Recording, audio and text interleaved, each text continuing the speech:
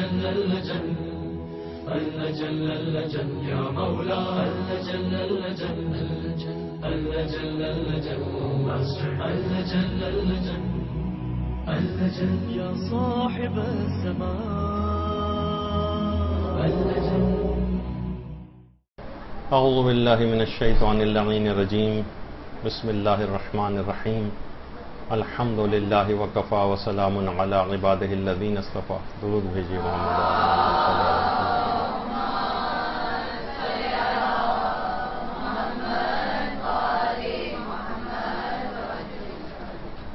آج ایک بہت عرصے سے پرانا جو رکا ہوا عنوان تھا اس کو کچھ آگے بڑھانا ہے، اور وہ ہے بہترین نماز کیسے پڑھیں، جو ایک سیریز ہماری چل رہی تھی. اس میں درس نمبر 13. وہ خواتین جو کہ بالکل نئے گروپ کی ہیں ان کے لیے بھی اس میں سب باتیں جو اب ہم ذکر کریں گے ان کو کوئی ایسا تعطل محسوس نہیں ہوگا. بس وہ کوشش کریں کہ پچھلے جو 12 درس اس موضوع پر ہو چکے ہیں اگر وہ الگ سے ہمارے ویڈیو چینل وغیرہ کے اوپر اس کو سن لیں تو بہتر ہوگا. اچھا، اب اس کو گفتگو کا سلسلہ آگے بڑھاتے ہیں. 12ویں درس کے اختتام پر ہم نماز میں آگے بڑھتے بڑھتے سجدے کے مسائل کے اوپر آ چکے تھے. دیکھیے وہاں پہ بھی یہ بات بیان ہوئی تھی کہ صرف نماز کا پڑھنا کافی نہیں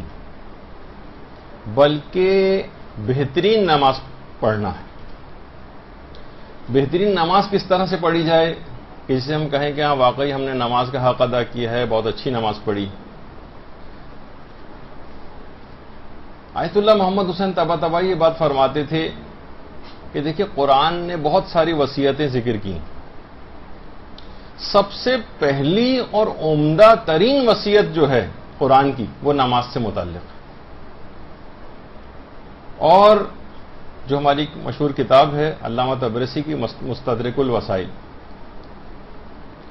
اس کی پہلی جلد میں یہ بات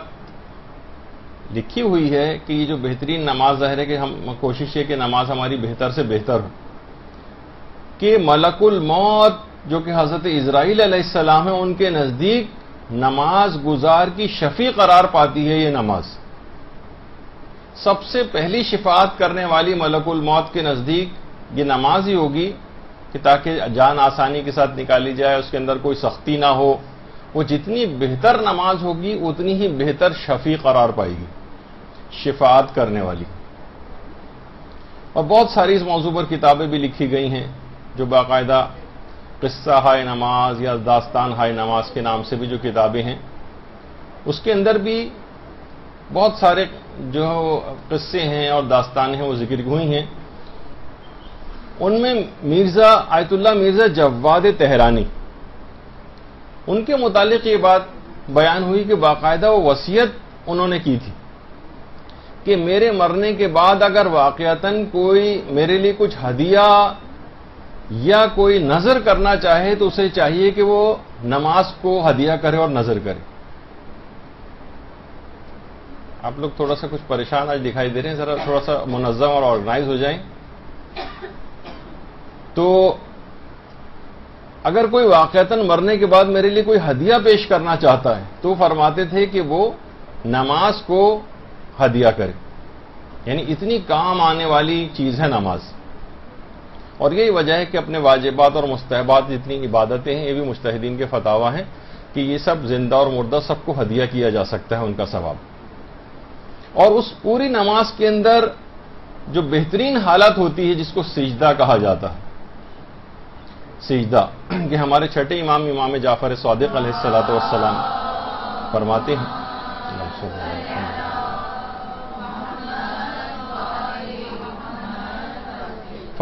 کہ خدا کے نزدیک قرب خدا حاصل کرنے کے لیے جو سب سے بہترین حالت ہے وہ سجدے کی حالت ہے، خصوصاً اگر وہ سجدہ بھوک اور گریے کے ساتھ کیا جائے. اچھا، بھوک کے معنی یہاں پر عمومی طور پہ بھوکا رہنا نہیں بلکہ بھوک سے مراد وہی روزے کی حالت میں ہو. اور گریا سجدے کے اندر انسان کا رونا، اور ضروری نہیں کہ صرف نمازی کے اندر ہو، اس میں بھی خوف خدا سے گریا ہو تو نماز پہ فرق نہیں پڑتا ہے. البتہ کسی دنیاوی بات پہ گریا وغیرہ وہ ظاہر ہے کہ مراد نہیں. تو اگر انسان روزے کی حالت میں ہو اور سجدے میں جا کر گریا کرے تو اس سے بہتر قرب پروردگار کو حاصل کرنے کا کوئی کام نہیں. اور آیت اللہ جواد عاملی وہ یہ فرماتے ہیں کہ پیغمبر اسلام ختمی مرتبت صلی اللہ علیہ وآلہ وسلم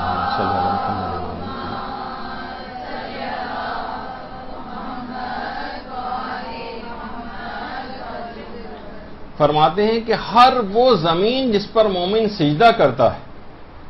اس کا نور آسمان تک کو منور کر دیتا ہے. سجدہ زمین پر ہو رہا ہے اور آسمان تک اس کی نورانیت جا رہی. اور ایسے ایسے ہمارے علماء گزرے ہیں. ہم تو ایک ذرا سا سجدے سے گھبرا جاتے ہیں اور 3 دفعہ کے بجائے کوشش کرتے ہیں کہ ایک ہی ذکر پڑھنے کے اوپر اکتفا کریں. اور کہاں ہم لمبے لمبے اذکار پڑھ پاتے ہیں. سجدے کے اندر گھبراہٹ ہونے لگتی ہے, لوگوں کے سر میں درد ہونے لگتا ہے. کوئی عمل بھی بتائیں کہ جناب فلاں اگر آپ کام کریں اور سجدے میں جا کر اتنی دفعہ پڑھیں تو فوراً ہی پوچھتے ہیں کہ ایک ساتھ کرنا ضروری ہے, وقفے وقفے سے بھی کر سکتے ہیں. اس کو اگلا سوال فوراً یہی ہوتا ہے. سیمائے فرزانگان باقاعدہ اس موضوع پہ کتاب ہے جس میں علماء کے حالات ہیں. اس میں ملا محمد تقی اصفہانی جو صاحب مکیال المکارم کہلاتے ہیں, امام زمانہ علیہ السلام کے موضوع پر بہت زیادہ کام ملا تقی اصفہانی کا. صلی اللہ علیہ محمد.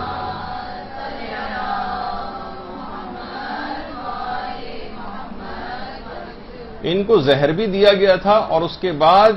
ان کو شہید بھی کیا گیا تھا. اور اس طرح سے شہید کیا تھا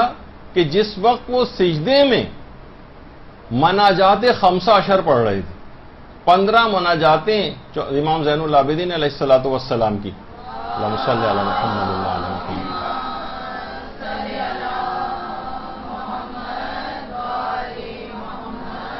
لوگ رمضان میں بھی یہ 15 مناجاتیں پڑھنے کو تیار نہیں ہوتے. بہت ہوا تو شب قدر میں کوئی سی ایک مناجات تائبین وغیرہ صرف وہ پڑھی جاتی. یہ 15 کی 15 مناجاتیں حالت سجدہ کے اندر پڑھا کرتے تھے اور اسی طویل ترین سجدے کے عالم ہی میں ان کو ملا محمد تقی اصفہانی کو شہید کیا گیا. تو یہ سجدہ ایسی چیز ہے. اسی طرح سے آیت اللہ جواد ملکی تبریزی جو امام خمینی کے بھی عرفانیت کے استاد تھے, وہ خود فرماتے ہیں,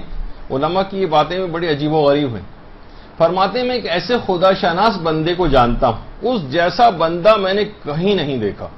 نام نہیں بتایا. میں ایسے خدا شناس بندے کو جانتا ہوں, اس جیسا میں نے کہیں نہیں دیکھا.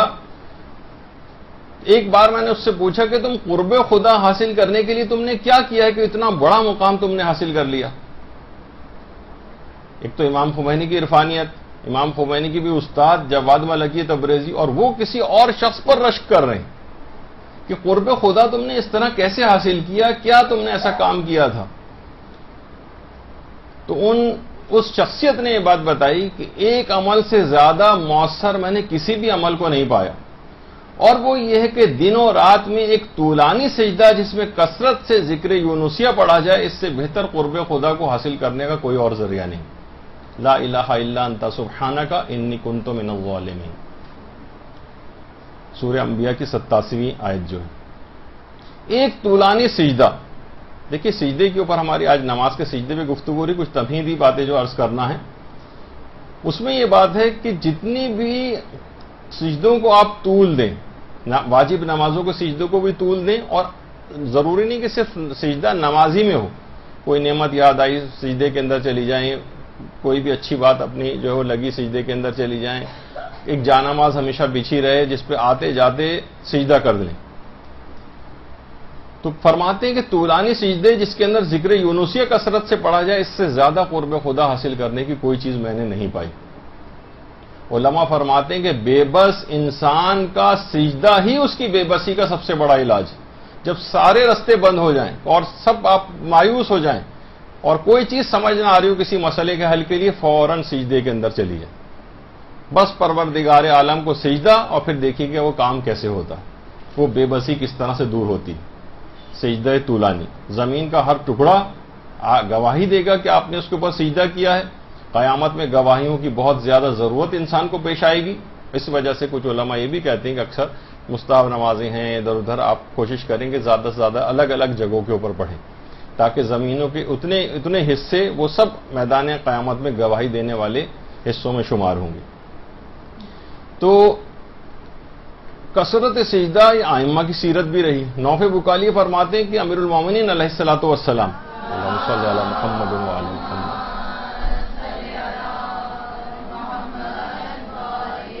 ان کی پیشانی مبارک پر سجدے کا نشان اونٹ کے زانوں پر نشان کے مانند تھا۔ جس طرح اونٹ کے زانوں کے اوپر اٹھتے بیٹھتے ایک نشان بن جاتا ہے، اس طرح کا ایک نشان کثرت سجدہ کے باعث امیر المومنین کی پیشانی پر تھا۔ اور دیکھیے جو قرآن ہے اس میں نماز کا تذکرہ علماء فرماتے ہیں کہ 90 مرتبہ تو بالکل مستقیماً براہ راست نماز کا تذکرہ آیا ہے، اور 900 بار جو مختلف اجزائے نماز ہے، نماز کے اجزاء مثلا رکوع ہے اور سجدہ ہے اور وضو ہے اور مسجد ہے اور ذکر ہے اور عبادت ہے، ان عناوین کے ساتھ ٹکڑوں ٹکڑوں کے اندر بھی اس انداز سے اس کا تذکرہ نماز کا جو ہے وہ آیا ہے۔ 90 مرتبہ تو بالکل براہ راست مستقیماً جسے کہا جائے اس طرح سے آیا ہے، اور 900 سے زائد مرتبہ اس کے مختلف ٹکڑوں کا تذکرہ آیا ہے۔ اچھا، آج جو ہماری گفتگو ہے، دیکھیے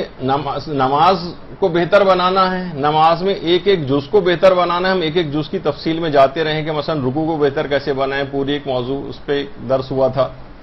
پھر اب سجدے کو بہتر سے بہتر کیسے بنائیں، تو کس چیز کے اوپر سجدہ سب سے زیادہ افضل ہے؟ دیکھیے وہ ہم سب کو پتا ہے کہ ہم سب لوگ سجدہ گاہ کو استعمال کرتے ہیں، اور اتنا ہمارے ہاں یہ رائج ہے کہ باقاعدہ مسجدوں کے اندر سجدہ گاہیں تیار کر کے رکھی جاتی ہیں، جو کہ خاک کربلا کی ہوتی ہیں یا پاک مٹی کی ہوتی ہیں، اور باقاعدہ ان کی الگ سے تیاری کی جاتی ہے۔ تو ایک اعتراض ہم پر ہوتا ہے ہمیشہ سے کہ آپ ان چیزوں کے اوپر سجدہ کیوں کرتے ہیں؟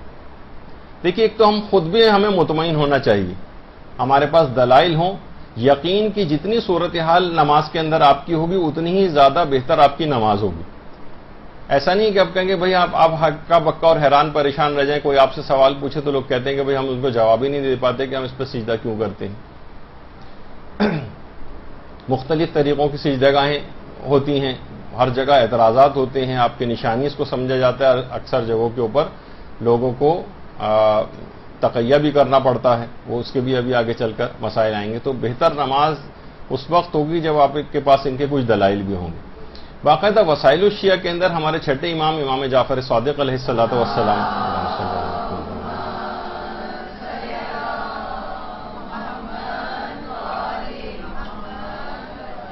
اس کے اندر ہے کہ چھٹے امام کے پاس زرد رنگ کی ایک تھیلی ہوتی تھی، جس میں خاک شفا کو انہوں نے رکھا ہوا ہوتا تھا۔ نماز کے وقت مصلی کے اوپر پھیلا کر اس خاک کو بچھا دیتے تھے اور اس کے اوپر چھٹے امام سجدہ کیا کرتے تھے۔ اور روایات میں یہاں تک کہ خاک کربلا کے علاوہ چھٹے امام کسی اور چیز پر سجدہ ہی نہیں کرتے تھے، کسی اور چیز پر۔ اور جو ہمارے غیر شیعہ مسلمان بھائی ہیں، ان کی بھی اپنی کتابوں میں جیسے مسند احمد ابن حنبل کے اندر بھی ہے کہ جابر بن عبداللہ انصاری فرماتے ہیں کہ میں نے پیغمبر اسلام ختم مرتبت صلی اللہ علیہ وآلہ وسلم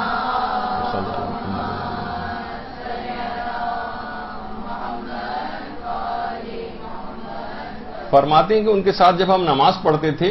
تو میں ایک مٹھی میں وہ پتھر اٹھا کر انہیں پھونک مار مار کے ٹھنڈا کیا کرتا تھا تاکہ میں اس پر سجدہ کر سکوں۔ یعنی کسی کپڑے کے اوپر، لباس پر، کسی قالین وغیرہ کے اوپر سجدہ نہیں ہوتا تھا۔ اور اگر سجدے میں کوئی شخص زمین یا پیشانی پر اس کے درمیان میں کوئی کپڑا رکھ لیتا تھا تو پیغمبر اسے سختی سے منع کرتے تھے۔ بلکہ انہی تمام کتابوں کے اندر روایات میں ہے کہ چاہے وہ، کیونکہ مسجد نبوی کی اس زمانے میں چھت وغیرہ نہیں ہوتی تھی اور وہ پتھر کنکر وغیرہ جو وہاں کی زمین میں ہوتے تھے وہ انتہا سے زیادہ دہکنے لگتے تھے گرمی سے، تو بہت سے لوگ ایسا کیا کرتے تھے کہ اپنے امامے کا ہی کوئی ایک سرا نکال کر وہ بیچ میں رکھ لیتے تھے تاکہ براہ راست ان کی پیشانی نہ جلے۔ تو اکثر روایت میں یہ بھی ہے کہ پیغمبر وہ شخص سجدے کی حالت میں ہوتا تھا، اب اس سے ایک فقہی مسئلہ بھی آگے چل کر نکلے گا، ایک سجدے کی حالت میں ہوتا تھا اور پیغمبر آگے بڑھ کر کسی کو نماز اس طرح سے پڑھتے دیکھتے تھے تو اسی سجدے کی حالت میں اس شخص کے وہ کپڑا درمیان سے نکالتے تھے. اتنا بھی انتظار نہیں کرتے تھے کہ نماز ختم ہو جائے تو اس کے بعد میں اس کو بتائیں. تو اگر اس بات کی اجازت ہوتی کہ کسی کپڑے کے اوپر جو ہے وہ سجدہ کیا جائے تو اتنا کرنے کی ضرورت نہیں تھی کہ مٹھی میں کنکروں کو لے کر ان پہ پھونکے مار مار کے ان کو ٹھنڈا کیا جائے. جب ٹھیک ہے، جب کسی بھی چیز کے اوپر سجدہ ہو سکتا ہے تو درمیان میں کوئی کپڑے کے، وہ جب دری پہ ہو سکتا ہے، کسی چادر پہ ہو سکتا ہے، جائے نماز پہ ہو سکتا ہے، تو پھر آخر کیوں پیغمبر اس بات کی اجازت نہیں دیتے تھے اور عمامے کا وہ کپڑا درمیان سے کیوں نکالتے تھے؟ یہ تمام چیزیں ایسی ہیں کہ پیغمبر سختی کے ساتھ منع کرتے تھے. یہاں تک کہ سنن بہقی کے اندر بھی ہے کہ پیغمبر اسلام بلکہ اس کے اندر ابن عرد جو ایک صحابی ہیں ان سے بھی ایک روایت ہے کہ کہتے ہیں کہ ہم نے شدید گرمی اور پیشانی اور ہاتھوں کے جلنے کی جو شکایت ہے اس کی فریاد لے کر پیغمبر اسلام کے پاس گئے. کہا کہ یا رسول اللہ کوئی اس میں کوئی طریقہ بتائیں، یہاں بہت شدید ہمیں گرمی اس میں لگ رہی ہوتی ہے، ہاتھ پاؤں جل رہے ہوتے ہیں اور پیشانی جل رہی ہوتی ہے. ہم فریاد لے کر پیغمبر کے پاس گئے مگر پیغمبر اسلام نے ہماری فریاد کو قبول نہیں کیا. یعنی اس بات کی اجازت نہیں دی کہ ہم کسی کپڑے کے اوپر کسی اور چیز کے اوپر سجدہ کریں، کیونکہ اگر قالین کے اوپر سجدہ کرنا اس لحاظ سے جائز ہوتا تو پیغمبر اکرم جو ہیں وہ منع نہ فرماتے اس کام کے لیے اور اجازت دیتے تھے کہ بھائی اتنی زیادہ زحمت اٹھانے کی کیا ضرورت ہے، کپڑا رکھ لو اس کے اوپر، کوئی چیز بچھا لو اس کے اوپر اس طرح کی. لیکن پیغمبر نے ہماری فریاد کے اوپر کان نہیں دھرا. اچھا، اب ہم جو تربت امام مظلوم یا خاک کربلا ہے اس پر کیوں سجدہ کرتے ہیں؟ ٹھیک ہے، اگر کہا جائے کہ مٹی کے اوپر سجدہ تو مٹی پر سجدہ، کنکر کے اوپر سجدہ آپ کر سکتے ہیں، لیکن خصوصیت کے ساتھ ہمارے ہاں یہ خاک کربلا یا تربت امام مظلوم اس پر سجدے کی تاکید کیوں؟ یہ آیت اللہ مرشی نجفی ہیں اور جس انداز سے وہ سجدے کے اذکار پڑھا کرتے تھے وہ انشاءاللہ ہم اپنی جو سجدہ شکر کی گفتگو آئے گی تو اس کے اندر بھی اس کو عرض کریں گے. شیخ محمد حسین آل کشف الغطا ہمارے بہت بڑے مجتہد گزرے ہیں اور یہ فرماتے ہیں کہ جو کربلا کی جو مٹی ہے اس پر سجدے کے سلسلے میں جو روایات آئی ہیں جو زمین کربلا کی فضیلت کو ظاہر کرتی ہیں وہ روایات ہیں جس کی بنا پر ہم اس پر سجدہ کرتے ہیں. اور خاک کربلا سے بھی زیادہ افضل تربت امام مظلوم ہے. اصلی تربت امام مظلوم جس کے متعلق یہ بات ہوتی ہے کہ وہ عاشور کے روز سرخ ہو جاتی ہے اور اکثر اس کو زیارت کے لیے وہاں پر پیش بھی کیا جاتا ہے روضے میں، اور جن جن کے پاس اصلی تربت ہوتی ہے عام طور پر اس کی ایک نشانیوں میں سے ایک نشانی جو ہے وہ سمجھی جاتی ہے، یعنی اصل تربت امام مظلوم. امام خمینی بھی یہ فرماتے تھے کہ خاک شفا اس زمین کی خاک ہے جو عرفن قبر سے ملحق ہے.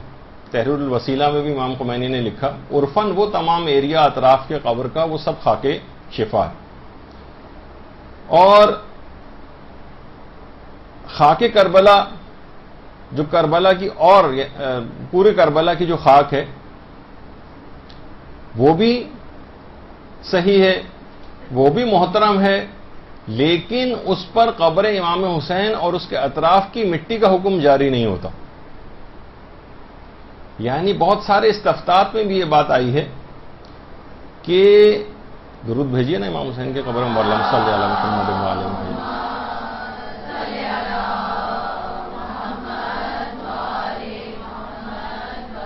کہ جو حائر حسینی ہے یعنی قبر امام سے 11.5 میٹر تقریباً کا جو ایریا ہے وہ قبر کے اطراف میں وہ حائر حسینی کہلاتا ہے. اکثر جگہوں پر مجتہدین کی احتیاط واجب ہے کہ اس پر اختصار کیا جائے، اور یہ حائر حسینی وہ جگہ ہے کہ جہاں پر اس ایریا کے اندر قصر و تمام کا مسافر کو اختیار ہوتا ہے. اور اس کی جو مٹی ہے یا وہاں پر ویکیوم کلینر وغیرہ کیا جاتا ہے تو اکثر علماء اس کے بھی قائل ہیں کہ وہ وہاں پر بھی جو اس انداز کی مٹی ہوتی ہے وہ بھی خاک شفا کے حکم میں. بہرحال قبر اور اس کے اطراف کا جو ملحقہ علاقہ ہے، اچھا اس کے اندر تو ضروری نہیں کہ صرف حائر حسینی کا ہو، بلکہ فتووں کے اندر یہ بات آئی ہے کہ عرفاً جتنا علاقہ قبر سے متصل ہے وہ خاک شفا ہے، یہ بہت زیادہ محترم ہے۔ وہ جو خاک شفا ہے اس پر وہ احکامات آتے ہیں کہ خاک شفا کو لوگ اکثر بیماریوں کے لیے استعمال کرتے ہیں، خاک شفا کو نجس کرنا حرام ہے، جو خاک شفا کے مختلف احکام ہیں۔ تو وہ جو اصلی خاک شفا ہوتی ہے اس کے اندر بھی کم سے کم 2 شرطیں پائی جانی چاہیے اس کو استعمال کی۔ یہ جو کھائی عام طور پر جاتی ہے خاک شفا، اس کو ہمست المتوسطہ، ہومس یعنی چنے کے ایک متوسط دانے کے برابر، صرف اس پر اختصار کیا جائے، اس سے زیادہ نہ کھائی جائے۔ ایک تو وہ خاص دعا پڑھتے ہوئے جو مفاتی کے اندر ہے اس کو وہاں سے اٹھایا جائے، وہ تو خیر چلے ایک مستحب حکم ہے، لیکن جو اس کا جو 2 شرطیں ہیں کہ چنے کے ایک متوسط دانے کے برابر، اس سے زیادہ اس کو نہ استعمال کیا جائے خاک شفا کو، اور دوسری ہے کہ شفا حاصل کرنے کی نیت سے کھایا جائے۔ عام طور پر لوگوں کو سننے میں آتا ہے کہ ناشتے کے اندر بھی جو ہے وہ روزانہ کی بنیاد پر اس کو کھاتے ہیں اور ایک برکت کے لیے کھاتے ہیں، نہیں، اور کسی نیتوں سے نہیں، صرف اور صرف شفا کی نیت سے اس کو اتنی معمولی مقدار کے اندر کھایا جاتا ہے۔ اور یہ فقط خاص الخاص حکم ہے صرف اور صرف قبر امام حسین علیہ السلام اور اس کے اطراف کی مٹی کا۔ اس کے علاوہ جتنی بھی مٹیاں ہیں ان کا کھانا حرام ہے، بلکہ اس کو گناہان کبیرہ میں سے بھی قرار دیا گیا ہے۔ پائکا جس کو کہا جاتا ہے، باقاعدہ ایک بیماری بھی ہے جس کے اندر مٹی انسان کھاتا ہے، بچے بھی کھاتے ہیں، بڑے افراد کو بھی مٹی کھانے کی عادت ہوتی ہے۔ وہ کچھ بیماریاں ہیں خاص، کچھ خاص قسم کی خون کی کمیاں ہیں جس کے اندر ہوتا ہے، کچھ خاص قسم کے پیٹ میں کیڑے ہوتے ہیں کہ جس کی وجہ سے آدمی کو یہ والی کریونگ ہوتی ہے کہ مٹی وغیرہ کھائے۔ تو بہرحال اس حد تک یہ عمومی عام مٹیاں جو ہیں کہ ہمارے چھٹے امام جعفر صادق علیہ السلام فرماتے ہیں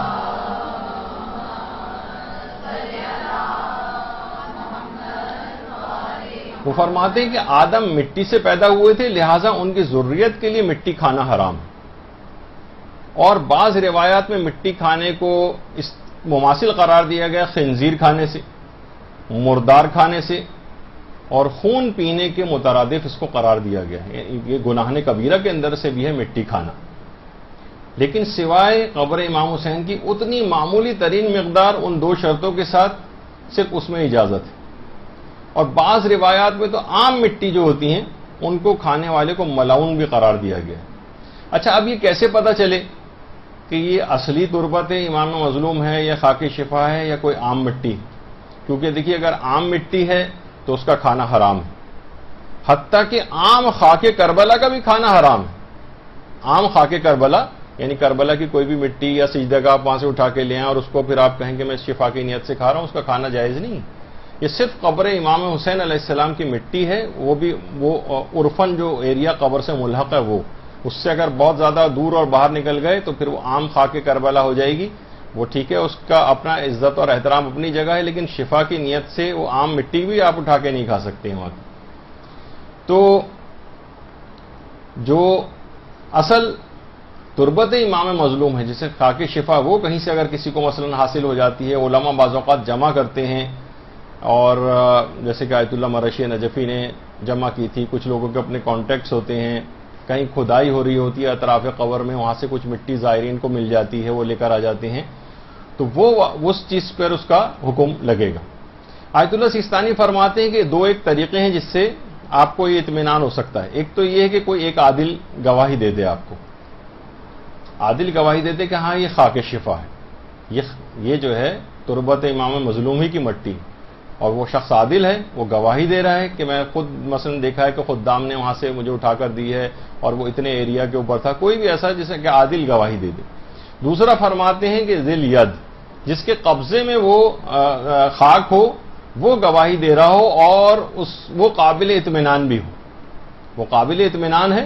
اور وہ کہہ رہا ہے کہ میرے قبضے میں یہ چیز ہے، میں ہی لے کر آیا ہوں، اور آپ کو اس کی بات پہ اطمینان ہو رہا ہے، وہ قابل اطمینان شخص ہے، تو اس پر بھی فرماتے ہیں کہ حکم تربت لگے گا۔ اور اگر آپ کو یہ دونوں چیزیں نہ ہوں، کوئی عادل گواہ نے بھی نہیں کہا نہ جس کے قبضے میں وہ یہ گواہی دے رہا ہے، بس ایک ایسی ایک عمومی شہرت سی صرف ہے اور آپ کو اطمینان نہیں ہے، تو پھر آقا سیستانی فرماتے ہیں کہ احتیاط واجب یہ ہے کہ اسے پانی کے اندر ممزوج کیا جائے، ملایا جائے اور اس کا استہلاک کیا جائے، یعنی بالکل جس طرح پانی میں گھل مل کے بالکل ختم ہو جائے اور اسے مٹی کھانا نہ کہا جائے، یعنی وہ مٹی جس کے متعلق آپ مشکوک ہیں کہ یہ تربت امام مظلوم ہے یا نہیں، اس کے متعلق پھر یہ بات ہے کہ اس کو یہ کیونکہ ضمناً بیچ میں بات آ گئی، اگرچہ نماز سے براہ راست تعلق نہیں ہے لیکن اب یہ بات بیان ہو رہی ہے تو میں ضمناً، کیونکہ غلطیاں عام طور پہ دیکھنے میں آتی ہیں تو اس میں ضمناً ذکر کر دیا۔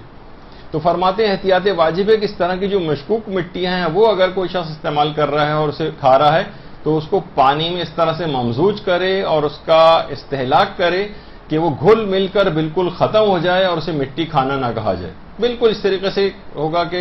عام جس طرح پانی پی رہے ہیں وہ جو غبار اور مٹی ہے اس کے اندر گھل مل کے ختم ہو جائے۔ اور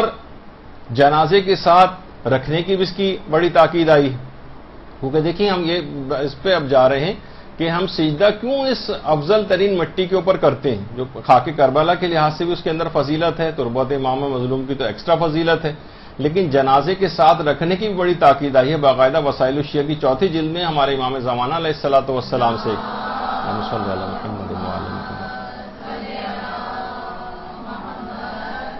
کہ باقاعدہ ایک توقیع کے اندر اس بات کا تذکرہ ہوا ہے کہ زمانے غیبت صغریٰ میں ایک شیعہ نے امام زمانہ علیہ السلام کے ایک نائب کے توسط سے خط امام زمانہ تک پہنچایا تھا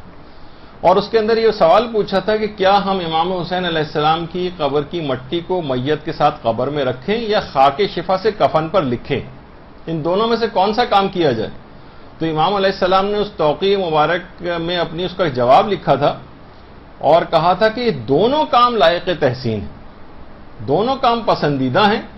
البتہ خاک شفا کے احترام کی رعایت کرتے ہوئے دونوں کام کیے جا سکتے ہیں۔ اور امام نے اس کے اندر لکھا کہ خاک شفا کو میت کے چہرے کے سامنے یا اس کے چہرے کے نیچے رکھیں۔ آیت اللہ مرشی نجفی نے بھی وصیت کی تھی کہ جو خاک شفا میں نے جمع کی ہے وہ میرے چہرے کے سامنے یا چہرے کے نیچے رکھی جائے۔ یہ آیت اللہ بہجت ہیں، جس وقت قبر میں ان کو دفن کیا گیا تھا، تو میت کے چہرے کے سامنے یا تو اس مٹی کو بکھیر دیں یا میت کے چہرے کے نیچے اس کو رکھیں۔ تو اور یقیناً اس کی برکت اتنی ہے کہ میت کو اس کے بعد کسی بھی قسم کے عذاب یا آفت کے اندر میت مبتلا نہیں ہوگی انشاءاللہ۔ اور ہمارے چھٹے امام جعفر صادق علیہ السلام فرماتے ہیں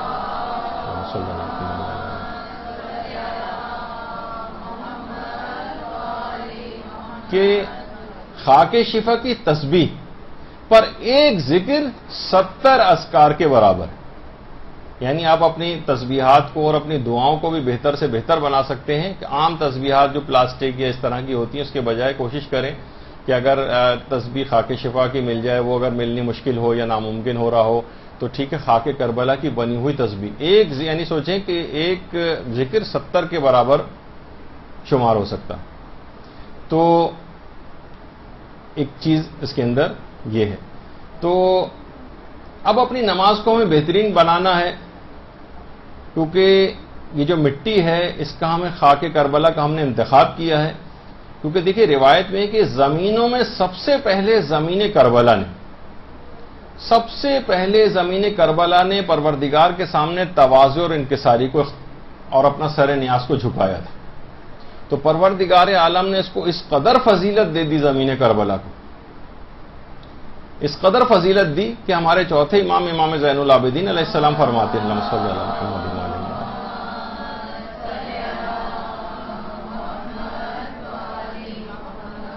کہ ایک دفعہ زمین مکہ نے اپنے فضائل بیان کی اور کہا کہ بیت اللہ میری پشت پر ہے۔ میری فضیلتوں میں سے زمین مکہ نے اپنے فضائل بیان کیے کہ بیت اللہ میری پشت پر ہے، ہر سال کرۂ ارض سے بے شمار لوگ کھینچ کر بیت اللہ کی زیارت کو یعنی میری سرزمین کے اوپر آتے، ہر سال۔ تو پروردگار عالم نے زمین کعبہ کے اوپر وحی کی تو کہ تم اپنے فضائل ضرور بیان کرو، لیکن تمہارے فضائل کو زمین کربلا کے فضائل سے وہی نسبت ہے جو ایک قطرے کو سمندر سے ہوتی. اللہم صلی علی محمد.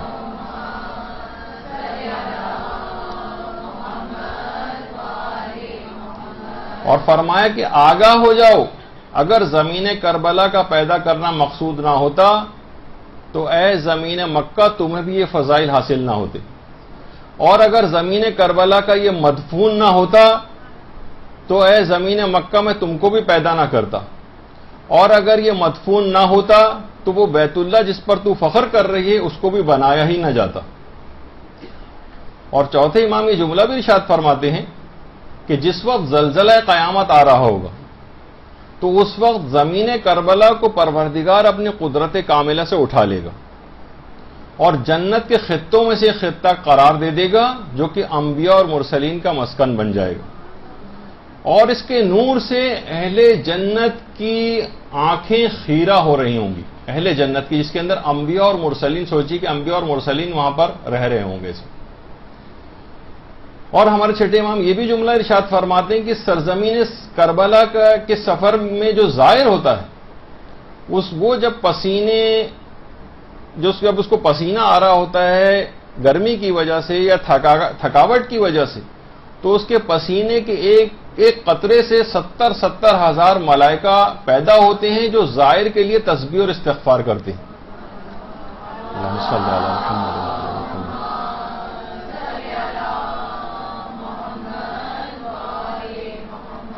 اور اس شخص کے لیے پیغمبر اکرم فرماتے ہیں کہ اے میرے مظلوم فرزند کی زیارت کرنے والے اور اس کے لیے مصائب کو برداشت کرنے والے، اس کی زیارت کے لیے کہ میں محمد صلی اللہ علیہ وآلہ وسلم صلی اللہ علیہ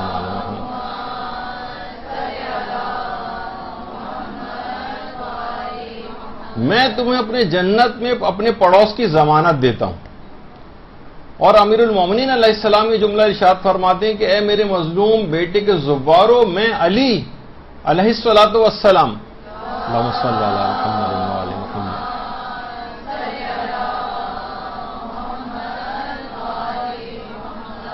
تمہاری تمام حاجات کو تمہاری تمام ضروریات کو خواہ دنیا کی ہوں خواہ آخرت کی ہوں میں پوری کرنے کی ضمانت لیتا ہوں. اور جیسے ہی یہ زائر صحن روضہ کے اندر قدم رکھتا ہے،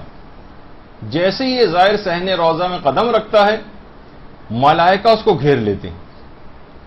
اور جیسے ہی یہ قبر مطہر کے سامنے پہنچتا ہے امام حسین علیہ السلام اس کی طرف متوجہ ہو جاتے ہیں، اس کے لیے دعائیں مغفرت کرتے ہیں. اور جس وقت امام حسین دعا کے لیے ہاتھ بلند کرتے ہیں اس کی مغفرت کے لیے تمام انبیاء اور تمام ملائکہ ان کے ساتھ اس زائر کے لیے شامل دعا ہو جاتے ہیں. اور یہ زائر جب اپنے وطن واپس جانے کے لیے پلٹتا ہے تو الوداع کہنے کے لیے جبرائیل، اسرافیل، میکائیل تمام ملائکہ کے ساتھ الوداع کہنے کے لیے آتے ہیں، اس کو مبارکباد دیتے ہیں، تم خوش نصیب ہو، تمہارے تمام گناہ بخش دیے گئے ہیں، جاؤ اب تم کبھی آتش جہنم نہ دیکھو گے. ہاتف غیبی کی باقاعدہ اس موقع پر ایک آواز آ رہی ہوتی ہے، خوش نصیب تم کو جنت مبارک ہو، جب تم دنیا سے رخصت ہوں گے تو سب سے پہلے مظلوم کربلا تمہاری زیارت کے لیے پہنچیں گے. اور یہ جو خاک شفا ہے دیکھیے یہ 7 حجابات کو چاک کرنے والی چیز ہے. زمین کربلا کے اوپر جو خاک ہے اس کے اوپر سجدہ کرنا، تربت امام مظلوم کے اوپر سجدہ کرنا اور اس کے اوپر جو ہے وہ نماز پڑھنا 7 حجابات کو دور کر دیتا ہے، جو ہمارے چھٹے امام کے بہار میں روایت بھی ہے 85ویں جلد میں. اور خاک شفا پر جو سجدہ ہے یہ نمازوں کو قبول کروانے کی ضمانت ہے، یعنی جو شخص بھی خاک کربلا کے اوپر سجدہ کرتا ہے اس کی نمازوں کی قبولیت کی بھی ضمانت ہے. اور حضرت حمزہ علیہ السلام سید الشہداء جن کو امام حسین سے پہلے کہا جاتا تھا، ان کی شہادت کے بعد پیغمبر اسلام نے حضرت حمزہ کی قبر کی مٹی اٹھائی تھی اور اپنے ساتھ لے گئی تھی. اور ان کی سیرت کی پیروی کرتے ہوئے حضرت زہرا نے بھی حضرت حمزہ کی قبر کی مٹی سے ایک تسبیح تیار کی تھی، اس کے دانوں والی تسبیح جو کہ حضرت حمزہ کی قبر مبارک کی مٹی تھی. یعنی پیغمبر بھی ان کی قبر کی مٹی کو اٹھا کر لے گئے تھے، روایات میں ہے. اور حضرت زہرا سلام اللہ علیہ اللہم صلی علی محمد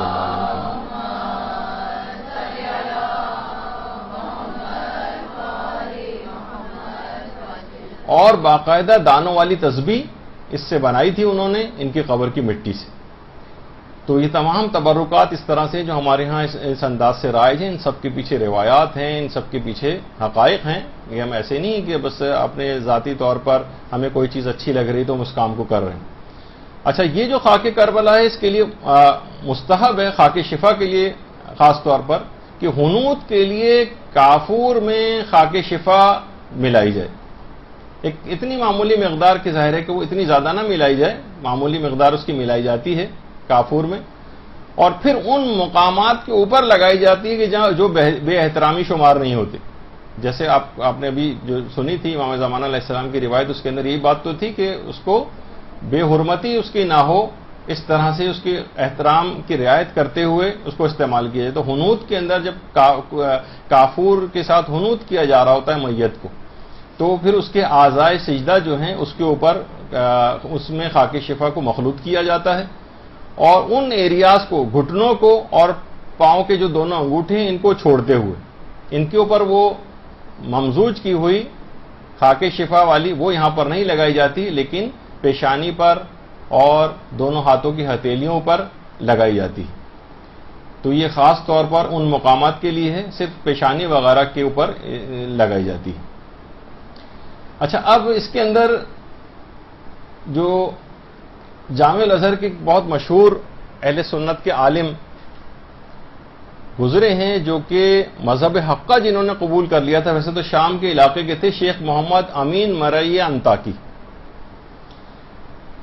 انہوں نے باقاعدہ شیخ محمد مرعی انطاکی نے ایک کتاب لکھی تھی، لما اخترت مذہب الشیعہ، جس میں انہوں نے اپنے شیعہ مذہب کو قبول کرنے کی وجوہات بتائیں، اور انہوں نے اپنا ایک پورا اس کتاب کے اندر وہ مناظرہ نقل کیا ہے جو اپنے ایک غیر شیعہ مسلمان دوست عالم دین سے ان کا ایک مناظرہ ہوا تھا، اور اس میں انہوں نے باقاعدہ ان کے سامنے اس کی حقانیت کو ثابت کیا تھا کہ خاک شفا پر سجدہ ہم کیوں کرتے ہیں. وہ پورا ایک مناظرہ ہے. اور اسی طریقے سے ایک مناظرہ مرحوم آیت اللہ العظمی آغا خوئی کا ہوا تھا کہ جب وہ سفر حج کے لیے تشریف لے گئے تھے تو وہاں پر بھی شہر مدینہ کے اندر باقاعدہ اس سلسلے میں پورا ایک مناظرہ ہوا. اچھا، وہابی حضرات یہ باقاعدہ بہت سی مقامات پر یہ کہتے ہیں کہ شیعہ خاک شفا کو سجدہ کرتے ہیں، یہ شرک کرتے ہیں. تو ہم ان سے یہ پوچھتے ہیں کہ بھائی اگر اس پر سجدہ گاہ کے اوپر سجدہ کرنا شرک ہے تو وہ افراد جو یعنی کسی چیز پر بھی سجدہ کرنا وہ شرک شمار ہوتا ہے، تو وہ افراد جو ٹاٹ پر سجدہ کرتے ہیں، جو چٹائی پر سجدہ کرتے ہیں، جو قالین پر سجدہ کرتے ہیں، جو دری پر سجدہ کرتے ہیں، جو جائے نماز پر سجدہ کرتے ہیں، جو مثلا کسی چادر پہ سجدہ کر لیتے ہیں، تو وہ پھر کیوں مشرک کیوں نہیں ہوئے؟ وہ بھی تو اتنے سارے، یعنی ایک شخص جو ہے ایک چیز پر سجدہ کرنے سے مشرک ہو رہا ہے، تو جو بہت ساری اس طرح کی چیزوں کے اوپر سجدہ کر رہے ہوں وہ کتنے بڑے مشرک شمار ہوں گے آپ کے نزدیک؟ تو کیا اگر کوئی شخص قالین کے اوپر اگر کوئی شخص سجدہ کرتا ہے تو کیا وہ قالین کی عبادت کر رہا ہوتا ہے؟ آیت اللہ العظمی آغا کوئی یہ فرماتے تھے کہ جب خود میں 1353 ہجری میں حج کے لیے گیا تھا تو مسجد نبوی میں وہاں پر ان کی طرف سے نمائندہ حکومت کی طرف سے شیخ زین العابدین نام کے ایک عالم تھے کہ جو کہ سجدہ گاہ وغیرہ جو لوگ رکھتے ہیں نماز میں ان کی خاص طور پر نگرانی کرتے تھے، اور جو کوئی رکھتا وہ نظر آتا تھا وہ چھین کے لے جاتے تھے. آقا خوئی نے کہا کہ میں نے اس سے پوچھا ہے شیخ، کیا اللہ کے رسول نے مسلمانوں کی اجازت کے بغیر ان کے مال میں تصرف کو حرام قرار نہیں دیا ہے؟ کہ آپ کیسے اٹھا کر لے جا رہے ہیں کسی کی ملکیت اور مالیت والی چیز، جبکہ وہ وحدانیت اور رسول کی رسالت کا اقرار بھی کرتے ہوں؟ ان کے مال میں تو تصرف جائز نہیں، پھر آپ نے تصرف کیسے کیا؟ تو وہ شیخ زین العابدین کہنے لگا کہ یہ لوگ مشرک ہیں، یہ تربت کو بت بنا کے سجدہ کر رہے ہیں. آقا خوئی نے کہا بہتر نہیں ہے کہ ہم اس موضوع پر بیٹھ کے کچھ دیر بات کر لیں؟ اس نے کہا کوئی حرج نہیں. کہہ رہے ہیں اس کے بعد ہمارا مناظرہ شروع ہوا جو کئی دن تک جاری رہا، اور ان کئی دن تک مناظرے کے بعد آخر میں اس نے معذرت طلب کی، استغفار کیا اور کہا کہ میں بہت بڑی غلط فہمیوں کا شکار تھا اور مدینے کے قیام کی جو 10 راتیں تھیں وہاں پر روزانہ مسجد نبوی میں آیت اللہ خوئی کے باقاعدہ مناظرے کے بہت بڑا مجمع وہاں پر جمع ہو جاتا تھا، ایک علمی محفل وہاں پر جمتی تھی، اور ان 10ویں دن کے اختتام پر شیخ زین العابدین نے اپنے تمام عقائد اور خیالات سے سب لوگوں کے سامنے بیزاری اختیار کی جو اس نے شیعوں کے بارے میں اختیار کیے ہوئے تھے، اور کہنے لگا کہ میں ان تمام مباحث کو ایک رسالہ نکلتا ہے ام القرا، اس میں باقاعدہ شائع کروں گا، آپ چلے جائیں، میں اس کی کاپی آپ کو بھی بھجواؤں گا، تاکہ ان لوگوں کے اوپر حق آشکار ہو جائے کہ جو کہ بغض و عناد نہیں رکھتے یا کسی بھی طرح کے اشتباہ کا شکار ہیں۔ اور کہا کہ اس کا نسخہ میں بھیجوں گا۔ آغا خوئی فرماتے ہیں کہ بہرحال حالات نے اس کا ساتھ نہ دیا، میں انتظار کرتا رہا، وہ شخص نہیں بھیج سکا اور اس کے حالات اس کے مقصد کی راہ میں رکاوٹ بن گئے ہوں گے۔ آغا خوئی نے باقاعدہ اپنی البیان فی تفسیر القرآن کے اندر جو ایک لحاظ سے مقدمہ ہے تفسیر قرآن کا، اس کے اندر اس کا پورا واقعہ اس کے اندر ذکر کیا ہے۔ تو دیکھیے یہ جو خاک شفا ہے، اس وجہ سے واقعتاً اگر وہ خاک شفا ہے تو اس کی توہین کرنا بھی حرام، اس کو نجس کرنا بھی حرام۔ اچھا ضمناً یہ بات اور اس میں عرض کر دی جائے کہ کچھ عرصے پہلے دیکھیں آج کل مراجع کے اوپر تہمتیں اور بہتانوں کا بھی ایک سلسلہ شروع ہو گیا، خاص طور پر سوشل میڈیا اس کے اندر کافی آگے ہے۔ اس کے اندر جو شخص جو چاہے جس طرح سے چاہے، لوگ ابھی تک اس کے اندر جو جھوٹ فریب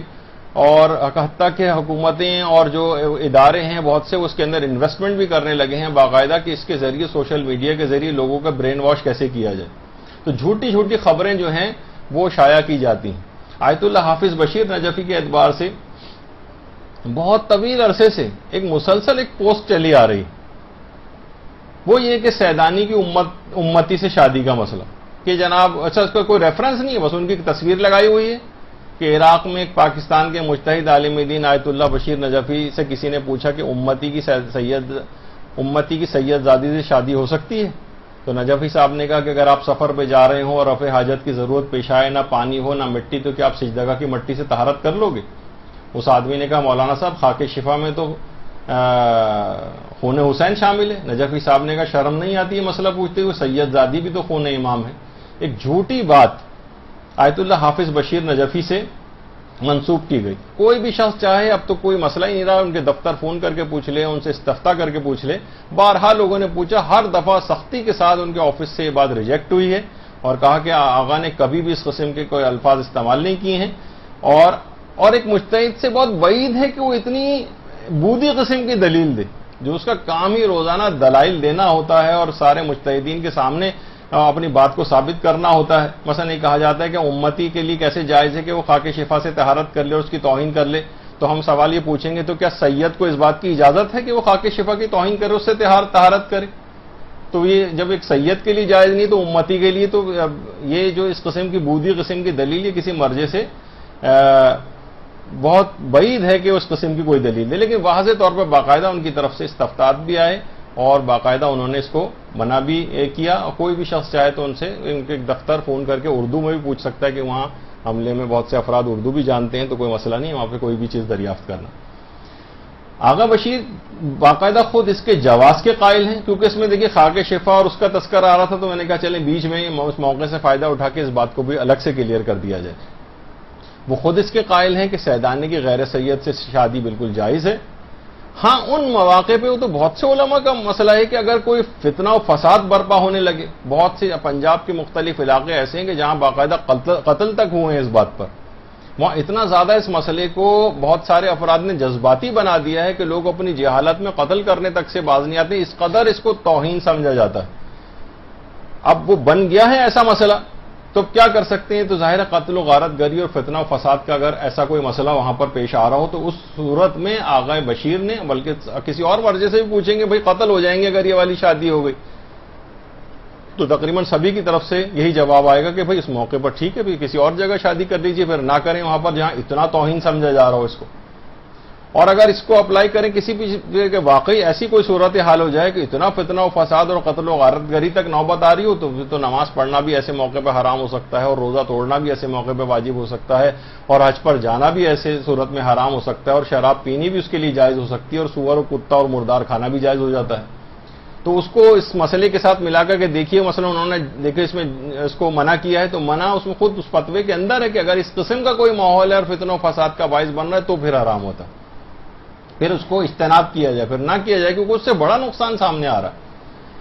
تو بہرحال یہ تمام خود آغا بشیر نے بہت اس کے دلائل بھی ذکر کیے ہیں، اور وہی جو آغا ناصر مکارم نے کہ باقاعدہ قرآن میں بھی اس بات کا تذکرہ آیا ہے اس قسم کے نکاح کے جائز ہونے کا، اور احادیث کے اندر بھی ہے، اور کسی جگہ بھی ایسی ممانعت نہیں۔ تو خاک شفا کے لحاظ سے کہ اس سے طہارت کرنا، اس کو نجس کرنا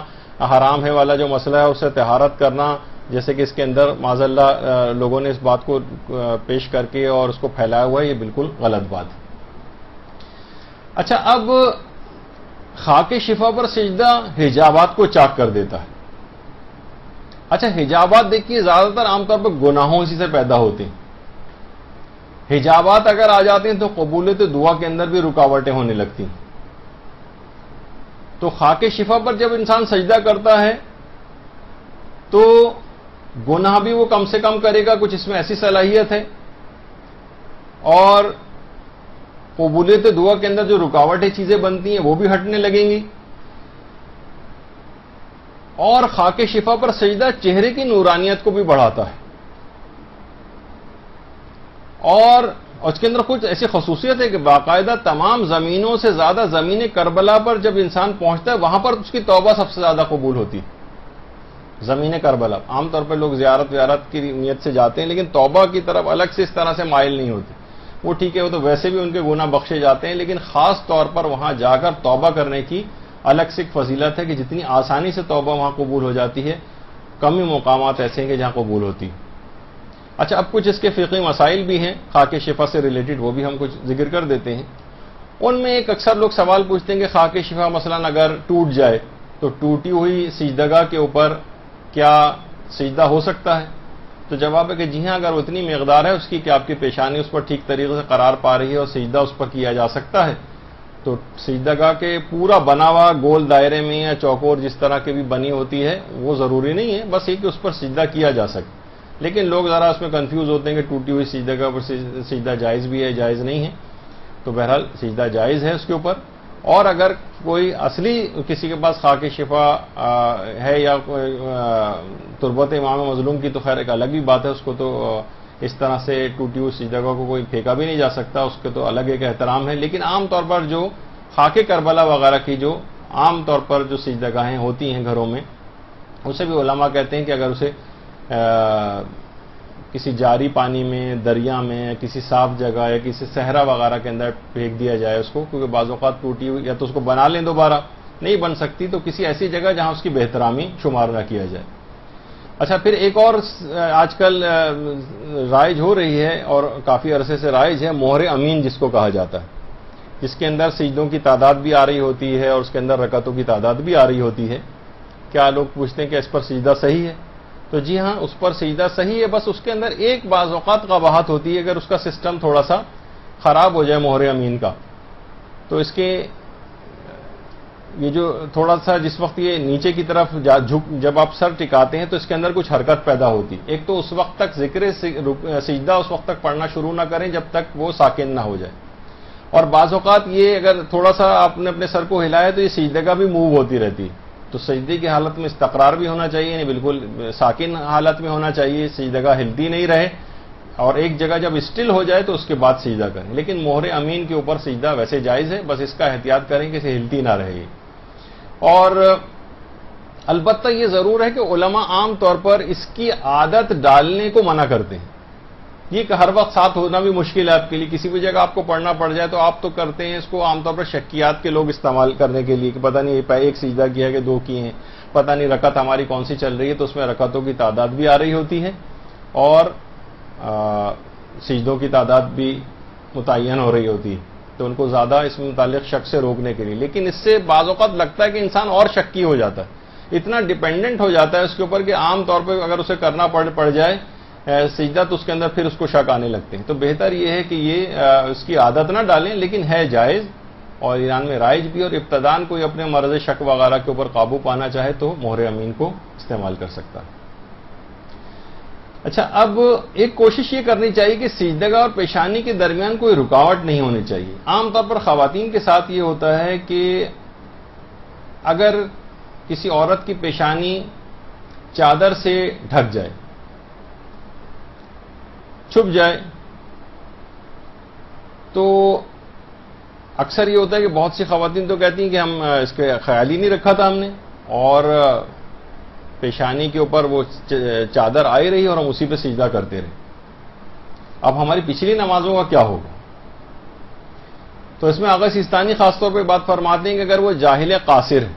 مثلا اس کو کسی نے بتا دیا تھا، کسی سے پوچھا، اس نے بتایا کہ ٹھیک ہے ہاں صحیح ہے آپ کی نماز ہو جاتا ہے سجدہ، یعنی اس نے کسی سے دریافت کیا، اس کو یہ پتہ چلا، بہرحال جس میں اس کی جہالت کا کوئی اپنا قصور نہ ہو، جاہل قاصر، تو جاہل قاصر کی تو ساری نمازیں صحیح. لیکن فرماتے ہیں اگر وہ جاہل مقصر ہے، یعنی عالم بھی موجود تھے، کتابیں تھیں، کیسٹس تھے، وہ خود بھی کسی عالم سے فون کر کے پوچھ سکتی تھی، ای میل کر کے پوچھ سکتی تھی، لیکن اس نے یعنی اپنی جہالت میں، لاپرواہی میں خیال نہیں کیا اور اس طرح سے نمازیں پڑھتی رہی، اس طرح جو کہ عام طور پر اس طرح کا طریقہ کار ہوتا ہے عورتوں کا. تو فرماتے ہیں احتیاط واجب کی بنا پر ان تمام نمازوں کی اسے قضا کرنا پڑے گی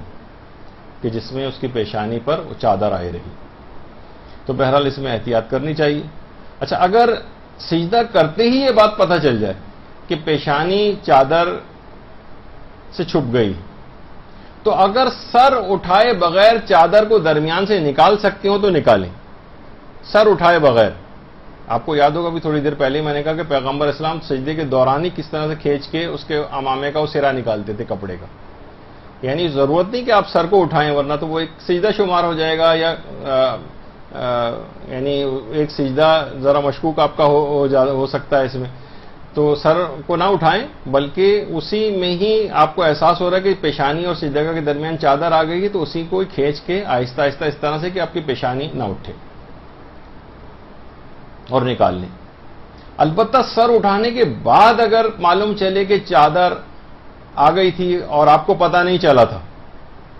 بعد میں کسی نے بتایا، یا جناب اب تو گھروں میں سی سی کیمرے وغیرہ لگے ہوئے، آپ نے چلا کے دیکھا ارے یہ تو میری پیشانی جو ہے وہ اس کے درمیان آ گئی تھی، پیشانی تو نظر ہی نہیں آ رہی، پوری چادر تھی اس پر. تو بہرحال سر اٹھانے کے بعد پتہ چلے کہ چادر اس کے درمیان میں آ گئی تھی تو اس کی بھی نماز کو صحیح سمجھا جائے گا. اچھا، یہ بھی اس وقت عام طور پر ہوتا ہے کہ جب پوری پیشانی اس سے ڈھک جائے تو یہ والا مسئلہ ہوتا ہے، ورنہ اگر درمیان سے عام طور پر چادر کا کوئی حصہ وہ پیشانی کے بیچ میں آ گیا، سجدگاہ میں رکاوٹ بن گیا، لیکن اطراف پیشانی کا کچھ حصہ بھی اگر سجدگاہ پر لگا ہوا ہو تو بھی اس کا سجدہ صحیح شمار ہو جائے گا. یعنی ضروری نہیں کہ بالکل درمیان پیشانی جو ہے اس کے اوپر ہو، بلکہ اطراف کا بھی ایریا جو پیشانی میں شمار ہوتا ہے وہ اگر اتنا بھی ہے کہ جس پر سجدہ کرنا اتنی مقدار میں لگا ہو تو وہ سجدہ صحیح شمار ہو جائے گا. اچھا، عام طور پر یہ بھی ہوتا ہے بعض اوقات سجدہ کرنے جا رہے ہیں، اچانک سے لائٹ چلی گئی، اور یہاں تو بہت سمجھ میں آتی ہے بات خاص طور پر ہمارے ملک میں، اور غلط چیز پر سجدہ ہو گیا. تو اب کیا یہ ہے کہ ہم سر اٹھا کر دوبارہ اس پر رکھیں؟ تو جواب ہے کہ نہیں، سر کو دوبارہ اٹھا کر نہیں رکھنا ہے، بلکہ اسی کو ایک سجدہ شمار کر لیا جائے گا. البتہ اس میں بھی علماء کہتے ہیں اگر یہ ممکن ہے کہ اگر بغیر سر اٹھائے مہر کو یا صحیح کوئی چیز کو آپ کھسکا کر پیشانی کے نیچے لے آئیں تو بھی سجدہ صحیح ہو جائے گا. یعنی یہ نہ کریں کہ آپ پورا جو ہے وہ سجدے کو اٹھائیں، اپنی پیشانی کو اٹھائیں اور اس کے بعد دوبارہ رکھیں، وہ تو نہیں، پھر تو ایک شمار ہو چکا، پھر وہ دوسرا الگ سے سجدہ شمار ہوگا. یہ اگر کر سکتے ہو کہ پیشانی کو مکمل طور پر اٹھائے بغیر اس طرح سے بیچ میں لے کے، اب کوئی بہت بڑی کوئی سجدہ موٹی سی اس نے رکھی ہوئی ہے، وہ ظاہر لے جانی مشکل ہوگی، لیکن کوئی بھی ایسی پتلی سی چیز کہ جو کہ جس کے اوپر سجدہ صحیح ہو پیشانی کو اٹھائے بغیر، یا شاید پیشانی کو تھوڑا سا اگر کھسکا کے پیشانی کو اٹھائے بغیر کسی صحیح چیز کے اوپر لے آئیں تو ایسا کرنا پڑے گا. تو یہ تمام چیزیں ایسی ہیں کہ ذرا نمازوں میں ان کی احتیاط کرنی چاہیے. اچھا، ایک مسئلہ پیش آتا ہے خاکِ شفائی سے ریلیٹڈ، وہ ہے کالی اگر جب سجدگاہ ہو جاتی، بہت دن استعمال کر رہے ہیں اور اس طرح اکثر گھروں کے اندر جاتے ہیں، تو جو خاص طور پہ نئے افراد کسی جگہ پہنچے، دیکھیے اس کے اندر بھی دو مسئلے ہیں. ایک تو یہ کہ خود ہماری سجدگاہ تھی، جیسے برابر میں جو سجدگاہ صاف والی نظر آ رہی ہے، ہم نے اس پہ سجدہ کرنا شروع کیا مثلا، اور کچھ عرصے بعد وہ سجدہ تقریباً ایسی ہو گئی جو برابر میں. تو اب ہمیں یہ ہو رہا ہے کہ پتہ نہیں یہ رنگ اس کا تبدیل ہوا ہے، معلوم نہیں اس کے اوپر میل کی ایک ایسی تہ آ گئی ہے، کیا شمار کریں اس کو. تو جب تک آپ کو یقین نہ ہو جائے، آپ نے صحیح طور پر اس کے اوپر سجدہ شروع کیا تھا جب وہ صاف تھی، اب کچھ عرصے بعد یہ والی اس کی نوبت آ گئی کہ وہ سجدہ جو ہے کافی میلی ہو رہی ہے اور شک ہو رہا ہے کہ میل کی تہ ہے یا صرف رنگ بدلا ہے. تو جب تک آپ کو یقین نہ ہو جائے کہ یہ میل کی تہ ہے جو پیشانی اور سجدہ میں رکاوٹ بن رہی ہے، تب تک اس کے اوپر سجدہ کرنے کی اجازت ہے. لیکن اگر کسی جگہ آپ اور جائیں، مثلا آپ کسی کے گھر گئے اور وہاں پہ عام طور پر بہت کالی کالی سجدگاہیں آپ کو ملتی ہیں، اس کی پچھلی حالت کا پتہ ہی نہیں ہوتا. اب یہ کہ پچھلی حالت کچھ پتہ نہیں اور ڈائریکٹ ایسی سجدہ آپ کو مل رہی جس کے متعلق آپ کو شک ہے کہ اتنا میل ہے کہ پیشانی میری سجدہ تک پہنچے گی یا نہیں پہنچے گی، تو اس کو حالت شک میں استعمال نہ کریں، پھر اس کو پلٹیں، صاف کوئی چیز لے کر آئیں یا کوئی ایسی چیز جس پہ سجدہ کرنا صحیح ہو. یعنی جو مشکوک ہو کہ پتہ نہیں اس پر یہ جو تہ ہے یہ میل کی ہے، میل پر تو سجدہ جائز نہیں ہے، تو پتہ نہیں ہے میری پیشانی سجدہ پر لگے گی یا میل کی تہ پر لگے گی، تو اس حالت شک کے اندر سجدہ کرنے کی اجازت نہیں ہے اس کے اوپر، سوائے ان افراد کے کہ جس کو ان کی پچھلی حالت پتہ ہے اور اب شک ہو رہا ہے کہ یہ صرف رنگ بدلا ہے یا میل کی تہ آ گئی، ان کو کنٹینیو کرنے کی اجازت ہے جب تک یقین نہ ہو جائے کہ میل کی تہ آ گئی. عام طور پر وہ میل کی ویسے تہ نہیں ہوتی بلکہ وہ پیشانی عام طور پر آئلی اسکن ہوتی ہے، تو اس کے اوپر سجدہ کے اوپر وہ اس کا آئل وغیرہ پیشانی کا آ کے پھر وہ اس طرح کا رنگ بن جاتا ہے. تو بہرحال رنگ جو ہے، رنگ کا تبدیل ہونا وہ رکاوٹ نہیں ہے، صرف کوئی ایسی تہ بن جائے باقاعدہ تو پھر وہ رکاوٹ جس کو سمجھا جائے اور یقین ہو جائے کہ رکاوٹ ہے، تب اس کے اوپر سجدہ نہیں ہو سکتا. یہ جو بالکل نئے سرے سے پہلی دفعہ ہی آپ کو اتنی کالی سجدہ مل رہی ہے جس کے متعلق آپ کو اطمینان نہیں ہے، اس پہ سجدہ نہیں کریں. اچھا کالی اس طرح کی سجدہ ہو جائے تو اس کے بہت سے طریقے ہیں، ریگ مال وغیرہ سے اس کو صاف کر لیں، کسی چیز سے رگڑ کے اس کو صاف کریں. اور آغا سیستانی تو ایک طریقہ اور فرماتے ہیں کہ اگر گرم چولہے پر اسے رکھ دیں تو اس کی سیاہی عام طور پر زائل ہو جاتی ہے. مثلا عام طور پر ظاہر ہے اگر آئل کی وجہ سے پیشانی کے اس پر لگا ہے تو وہ آئل آگ لگنے سے ذرا اس پہ برطرف ہو جائے، کپڑے سے صاف کر لیں تو صاف ہو جائے گی. ایک طریقہ یہ بھی، یا اس کو توڑ کر پھر کہیں زمین وغیرہ میں دفن کر دیں. اچھا بعض اوقات یہ بھی ہوتا ہے اگر سجدہ پر اللہ یا معصومین وغیرہ کے نام لکھے ہوئے ہوں، یہ ایک بڑا مسئلہ عام طور پر پیش آتا ہے. اللہ ابھرا ہوا اس کے اوپر ہوتا ہے یا اللہ لکھا ہوا ہوتا ہے. عام سجدہ اگر کرنے جا رہے ہیں نماز سے ہٹ کر، جس وقت وضو نہیں ہے اس میں تو احتیاط کرنا پڑے گی اس میں، کیونکہ بغیر وضو کے اللہ کے نام سے جسم کا کوئی حصہ ٹچ نہیں ہونا چاہیے براہ راست، تو اس کے اندر بھی ایک مسئلہ ہوتا ہے. لیکن اگر باوضو ہیں نماز کے لیے سجدہ اس کے اوپر کر رہے ہیں تو اگر اللہ کا نام لکھا ہوا ہے تو اس سے فرق نہیں پڑتا، اس کے اوپر سجدہ ہو جاتا ہے. یعنی سجدہ کا بالکل صاف ہونا ضروری نہیں کہ اس پر کچھ بھی نہ لکھا ہو. یہ والی جو سجدہ ہمارے دماغ میں ہوتی ہے بالکل پلین اور صاف ہو، صرف اس پر سجدہ صحیح، ذرا سا بھی اس پر کچھ مثلا اللہ یا معصومین کے نام بھی اگر لکھے ہوں، لوگ اکثر یہ پوچھتے چلیں اللہ کے نام کی حد تک تو صحیح ہے لیکن معصومین کے نام اگر اس کے اوپر ہوں تو کیا اس پر سجدہ صحیح ہے؟ تو اس کا جواب ہے کہ جی ہاں، اس پر بھی سجدہ صحیح ہے، سجدہ اس پر صحیح ہے، اس کے اوپر خواہ معصومین کے نام ہی کیوں نہ لکھے ہوں. بہت سے کہتے ہیں کہ اگر اس کے اوپر مثلا روزے کی تصویر کوئی بنی ہوئی ہے یا مثلا بیت المقدس کی کوئی تصویر بنی ہوئی ہے، اس طرح سے کوئی بھی، یعنی کہ اس پہ کوئی بے جان کی کوئی ایک تصویر اس طرح سے ہے، روزے وغیرہ کی عام طور پر بنی ہوئی ہوتی ہیں، تو اس میں بھی کوئی حرج نہیں اور اس کے اوپر بھی سجدہ ہو جاتا ہے. البتہ معترضین اگر کوئی انگشت نمائی کا سبب بن رہا ہو کہ دیکھو یہ لوگ جو ہے نا، ہم تو پہلے ہی کہتے تھے یہ لوگ عبادت کرتے ہیں، اب ان کے نام بھی لکھے ہوئے ہیں، گویا اس کے اوپر عبادت کر رہے ہیں، اب دیکھیں اپنے روزے کی انہوں نے تصویر بنائی ہوئی ہے یا قبر جہاں پر ان کی ہوتی ہے اس پہ سجدہ کر رہے ہیں، انگشت نمائی کا سبب بنے، مذہب کی توہین اس کے اندر ہو تو پھر اس میں احتیاط کرنی چاہیے اور سب کے سامنے پھر ایسا نہ کریں. تو لوگ عام طور پر اس طرح سے کرتے ہیں تو اس میں پھر احتیاط کرنا چاہیے. تو سجدہ کا بالکل ہموار ہونا بھی ضروری نہیں، بلکہ اس کے اوپر اگر ابھری ہوئی اگر کچھ ہے، اس پہ کچھ نقش و نگار کچھ چیزیں لکھی ہوئی ہیں، ابھری ہوئی ہے، تو ضروری نہیں کہ اس کی سطح بالکل ہموار ہو، نہیں، اس پہ کچھ اگر اس طرح سے کچھ ہلکے سے ابھار ہوں کہ پیشانی اس کے اوپر لگ رہی ہو اور جتنی مقدار سجدے کے لیے چاہیے اتنی لگ رہی ہو اس کے اوپر تو کافی ہے، اس سے فرق نہیں پڑتا کہ اس پر کچھ نقش و نگار ہے یا نہیں۔ اچھا، پھر اس کے بعد عام طور پر ٹائلز وغیرہ کے اوپر لوگ اکثر یہ بھی پوچھتے ہیں، خیر وہاں جا کر تو ان کو اندازہ ہو جاتا ہے، جیسے خانہ کعبہ، مسجد الحرام وغیرہ کے جو ٹائلز ہیں اس کے اوپر بھی سجدہ ہو جاتا ہے، اور مسجد نبوی میں مسئلہ یہ ہے کہ وہ جگہ عام طور پر لوگوں کو تلاش کرنا پڑتی ہیں، خیر اس کا بھی تفصیلی مسئلہ آگے چل کر آنے والا ہے، یا کوئی ایسی جگہ جہاں دو کارپیٹ آپس میں مل رہے ہوتے ہیں تو اس وقت تھوڑی سی جگہ بیچ میں ایسی ہوتی ہے جہاں پر عام زمین کا کوئی ٹائل نظر آ رہا ہوتا ہے، تو اکثر شیعہ حضرات سب وہاں جا کر صف بنا کے پوری کھڑے ہو جاتے ہیں، تو اس میں بڑے کمپلیکیشنز وہاں پر ہو جاتی ہیں،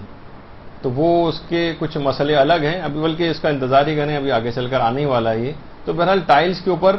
سجدے کی اجازت ہے،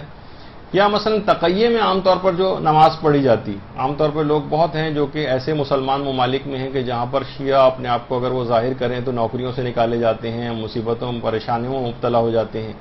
اور وہاں پر نمازوں کے اوقات میں باقاعدہ سختی سے دیکھا بھی جاتا ہے، اور کہ کون شخص نماز پڑھنے آ رہا ہے کون نہیں آ رہا، اگر اوائڈ کریں گے اب کسی اور جگہ جا کے نماز پڑھ رہے ہیں یا نماز ہی نہیں پڑھ رہے، بہت سے لوگ نمازیں قضا کرتے ہیں، تو اس کی کرنے کی کوئی ضرورت نہیں ہے۔ اگر واقعی وہ تقیے کا موقع ہے تو اسی دری پر قالین پر بھی وہ ہو جاتا ہے، اور اگر سجدہ ہو جاتا ہے، اور بلکہ اگر اپنے آپ کو بالکل ظاہر نہیں کرنا تو ہاتھ باندھ کر نماز بھی تقیے میں جائز ہے، اور ان نمازوں کی بعد میں موقع مل بھی جائے، گھر میں آئیں اور نماز کا وقت بھی باقی ہو، تب بھی ان نمازوں کو دہرانا ضروری نہیں ہے، یا ان نمازوں کی بعد میں کوئی قضا کرنے کی بھی ضرورت نہیں ہے جب واقعتاً تقیے کا موقع ہو۔ اگر صرف ایسے ہی ہمیں صرف اچھا نہیں لگ رہا ہے، ہمیں شرمندگی سی ہو رہی ہے، نہ نوکری جائے گی نہ کوئی پریشانی ہے، کسی بھی طرح کا کوئی ایسا مسئلہ نہیں ہے، اور ہم لاپرواہی کے اندر ایسی شرما حضوری کی وجہ سے جس کو اسلام تسلیم نہیں کرتا ہے، اور تقیے کا کوئی موقع نہیں، نہ تقیے جو استرار میں جو تقیہ ہوتا ہے نہ اس کا موقع ہے، نہ مداراتی ایک تقیہ اور اس کا موقع بھی نہیں، بس ایسی شرما حضوری کی وجہ سے ہم ان کے ساتھ ویسے ہی نماز پڑھنے کھڑے ہو گئے، تو اس میں تو اجازت نہیں ہے، یہ اس موقع پہ جب واقعی تقیہ کا موقع۔ اچھا، یہ بھی صرف نماز کا مسئلہ، اس کو روزے پر قیاس نہیں کرنا چاہیے۔ روزے میں اگر تقیہ کے اندر وقت اپنا آنے سے پہلے افطار کر لیا جائے تو گناہ تو کوئی نہیں، لیکن بعد رمضان ان تمام روزوں کی قضا کرنا پڑتی ہے، برخلاف نماز کے کہ نمازوں میں ان کو نہ دہرانے کی ضرورت ہوتی ہے اور نہ قضا کرنے کی ضرورت ہوتی ہے۔ یہ تھوڑا سا اس کے اندر ایک فرق تھا۔ تو بہرحال تقیہ میں سجدہ وغیرہ کا ایک مسئلہ آتا ہے، اور لوگ بہت سے جو اس مسئلے میں بڑے سخت ٹائپ کے ہوتے ہیں تو وہ سجدہ ہر جگہ اس کو لے کر جاتے ہیں، بلکہ شروع میں تو حاجی حضرات اپنے ساتھ سامان میں لے کر جاتے تھے، اور وہاں پر توہین سجدہ بھی ہوتی تھی کہ مثلا کسٹمز وغیرہ میں نکال کے باقاعدہ اگر نظر آ جاتی تھی تو وہیں نکال کے اپنے بوٹ سے اس کو کچل کے اس کو جو ہے وہیں توہین کی جاتی تھی اس کی۔ اب خیر وہ تھوڑا سا دور گزر گیا ہے، اب وہاں سامان وغیرہ اس طرح سے کھولا نہیں جاتا ہے، اور وہاں پر اس کی ضرورت بھی نہیں ہوتی، خاص طور پہ مسجد الحرام وغیرہ میں تو ضرورت نہیں پیش آتی۔ مسجد نبوی وغیرہ کا مسئلہ ایک تھوڑا سا کارپیٹ پہ سجدے کا وہ آگے چل کر آئے گا۔ اچھا بعض اوقات یہ بھی ہوتا ہے کہ اگر کوئی پتلی سی سجدہ ہے، چھوٹی سی سجدہ، ایک سجدہ کیا ہم نے اٹھ کے بیٹھے تو پیشانے سے چپک گئی، تو بہت سے لوگ یہ سوچتے ہیں کہ چلو ٹھیک ہے چپک گئی تو چپک گئی، دوبارہ سر نیچے دوبارہ رکھ کے اسی پہ دوسرا سجدہ کر لیں گے، یہ ممکن نہیں ہے، یعنی اس کو پہلے پیشانے سے ہٹانا پڑے گا۔ بہت سے لوگ ایک طریقہ یہ بھی نکالتے ہیں کہ ٹھیک ہے سجدہ کا کسی کی پرابلم تھی نا، ہم چٹائی والی ٹوپی سر کے اوپر پہن لیتے ہیں، اور اس طرح سے پہنتے ہیں کہ وہ ہماری پیشانی سے بالکل لگی رہے، اور سجدے میں جب جائیں گے تو وہی چٹائی والا حصہ زمین پر آئے گا، پھر اٹھ کر بیٹھے پھر دوسرے سجدے میں گئے وہی، تو وہ چپکی کوئی چیز شمار ہوگی، یہ کرنی جائز نہیں ہے، یعنی پیشانی سے اس کو ہٹانا جو ہے وہ ضروری ہے، اور پھر اس کے بعد اس کے اوپر سجدہ کیا جائے۔ تو اگر اس طرح سے کوئی چیز پہلے سے چپکی ہوئی ہے تو دوسرے سجدے سے پہلے اس کو ہٹانا پڑے گا، تو پھر وہ دوسرا سجدہ شمار ہوگا۔ اچھا اب یہ تو بھی آگے اگر سجدے کے بعد پتہ چلے کہ ہم کسی غلط چیز کے اوپر اب تک سجدہ کرتے رہیں، ہم کوئی اور چیز سمجھ رہے تھے اس کو جس پہ سجدہ صحیح ہے، بعد میں پتہ چلا کہ نہیں اس کے اوپر تو سجدہ مثلا صحیح نہیں ہے، تو پچھلی اس طرح کی جو نمازیں ہیں جو غلط فہمی میں پڑھی گئی ان نمازوں کو صحیح سمجھا جائے گا۔ اچھا جس جگہ بھی سجدہ کیا جائے اس جگہ کا پاک ہونا بھی ضروری ہے. یعنی جو مثلا آپ ڈائریکٹ کسی اگر فرش کے اوپر سجدہ کر رہے ہیں، جس کے اوپر سجدہ کرنا ویسے صحیح ہے، لیکن مثلا وہ فرش نجس ہے، چاہے وہ آپ نجاست خشک کی کیوں نہ ہو گئی، اس کے اوپر براہ راست پیشانی تو نہیں رکھی جا سکتی. لیکن عام طور پر ایسا ہوتا ہے کہ بہت سی جگہوں کی طہارت مشکوک ہوتی ہے، لیکن لوگ اس جگہ بھی بہت زیادہ سخت ہو جاتے ہیں. مثلا کسی جگہ نہیں موقع مل رہا ہے آپ کو، لوگ کہتے ہیں بھائی تو یہاں پہ لوگ سب لوگ جوتے لے کے اس جگہ کے اوپر آتے ہیں، ہمارا دل تو نہیں مان رہا کہ ہم یہاں کریں، اور نماز قضا کر دی انہوں نے. مثلا کوئی چیز بھی ایسی نہیں تھی کہ جس پہ سجدہ گاہ وغیرہ جس پہ کر سکتے. تو بہت سارے ایسی ہیں کہ تاکہ وہ دماغ میں رہے کہ جس جگہ کی طہارت مشکوک بھی آپ کے نزدیک ہو اس جگہ بھی سجدہ کیا جا سکتا ہے. یعنی سمجھیں گے کہ ہاں یہ بھی ابھی یہ پاک جگہ ہوگی. بلکہ نجس زمین اگر خشک ہے تو دیکھیے ساری جو مہریں یہ سب تربت امام مظلوم کی بنی ہوئی تھوڑی ہیں جو آپ کے گھروں میں سجدگاہیں ہوتی ہیں. یہ تو عام خاک کربلا زیادہ تر اگر آپ کہیں کہ خاک کربلا ہوتی ہیں، یہ یہاں ہی کی کوئی مٹی وغیرہ سے جو ہے وہ بنی ہوئی ہوتی ہیں. تو نجس زمین ہے، یعنی مثلا عام طور پہ جو گھروں میں ہوتا ہے کہ وہ ماسی آئی اور کسی جگہ بچے نے پیشاب کیا تو اس نے وہ گیلا پوچا لے کے پورا ہر جگہ اس کو اور پھیلا دیا، اور وہ شرعی طریقہ اس میں استعمال نہیں کیا جو اس کے مختلف طریقے ہیں اس کو پاک کرنے کے. اب پورا ایریا ہی مثلا نجس ہوا ہوا ہے، اب ٹھیک ہے وہ خشک ہو گیا وہ، تو کیا ہم اس کے اوپر اس جگہ پر مہر سے مراد وہ جو عام طور پر گول سی جو وہ سجدگاہ ہوتی ہے وہ کیا اس پر رکھ کر سجدہ کر سکتے ہیں؟ اب ہماری پیشانی تو مہر کے اوپر ہے، مہر اگرچہ نجس جگہ کے اوپر رکھی ہوئی، تو اس کا جواب ہے کہ جی ہاں اس کی اجازت ہے، اس کی اجازت ہے. یعنی وہ خشک زمین جو خشک نجس زمین ہے اس کے اوپر مہر رکھی، مہر کے اوپر سجدہ ہو جاتا ہے. ٹھیک ہے، یا یہ کہ اس مہر کا کوئی نچلا حصہ نجس ہو جائے گا اور ہم جس پہ پیشانی جس جگہ پہ رکھ رہے ہیں وہ والی جگہ اگر بالکل صحیح ہے پاک ہے تو اس کے اوپر بھی سجدہ صحیح ہے. اچھا، اس کے علاوہ کون کون سی چیزیں ہیں کہ جن پر سجدہ صحیح ہو جاتا ہے؟ اس میں کچھ یہ پریشس سٹونز جو ہیں، قیمتی پتھر، ان میں ایک عقیق ہے. آقا خوئی اور آقا سیستانی کے نزدیک جتنے بھی قیمتی پتھر ہیں ان کے اوپر سجدہ صحیح ہے، جائز ہے. عقیق ہے،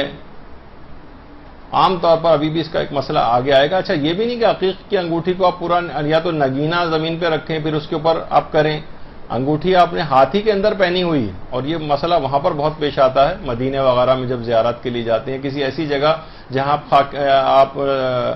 جو سجدہ گاہ ہے وہ استعمال نہیں کرنا چاہ رہی ہیں سب کے سامنے، تو ٹھیک ہے آپ نے ہاتھ ہی کے اندر پہنا، ہاتھ زمین کے اوپر تو ویسے بھی رکھا ہوتا ہے، ہاتھ کو تھوڑا سا اپنی سجدے کی رینج کے اندر لے کر آئیں اور اسی عقیق کے اوپر سجدہ کر لیں.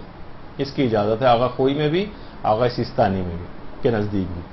تو عقیق پر بھی ہو جاتا ہے، فیروزے کے اوپر بھی ہو جاتا ہے. البتہ امام خمینی اور آیت اللہ خامنہ یہ فرماتے ہیں کہ احتیاط واجب یہ ہے کہ عقیق اور فیروزے کے اوپر سجدہ نہ کیا جائے،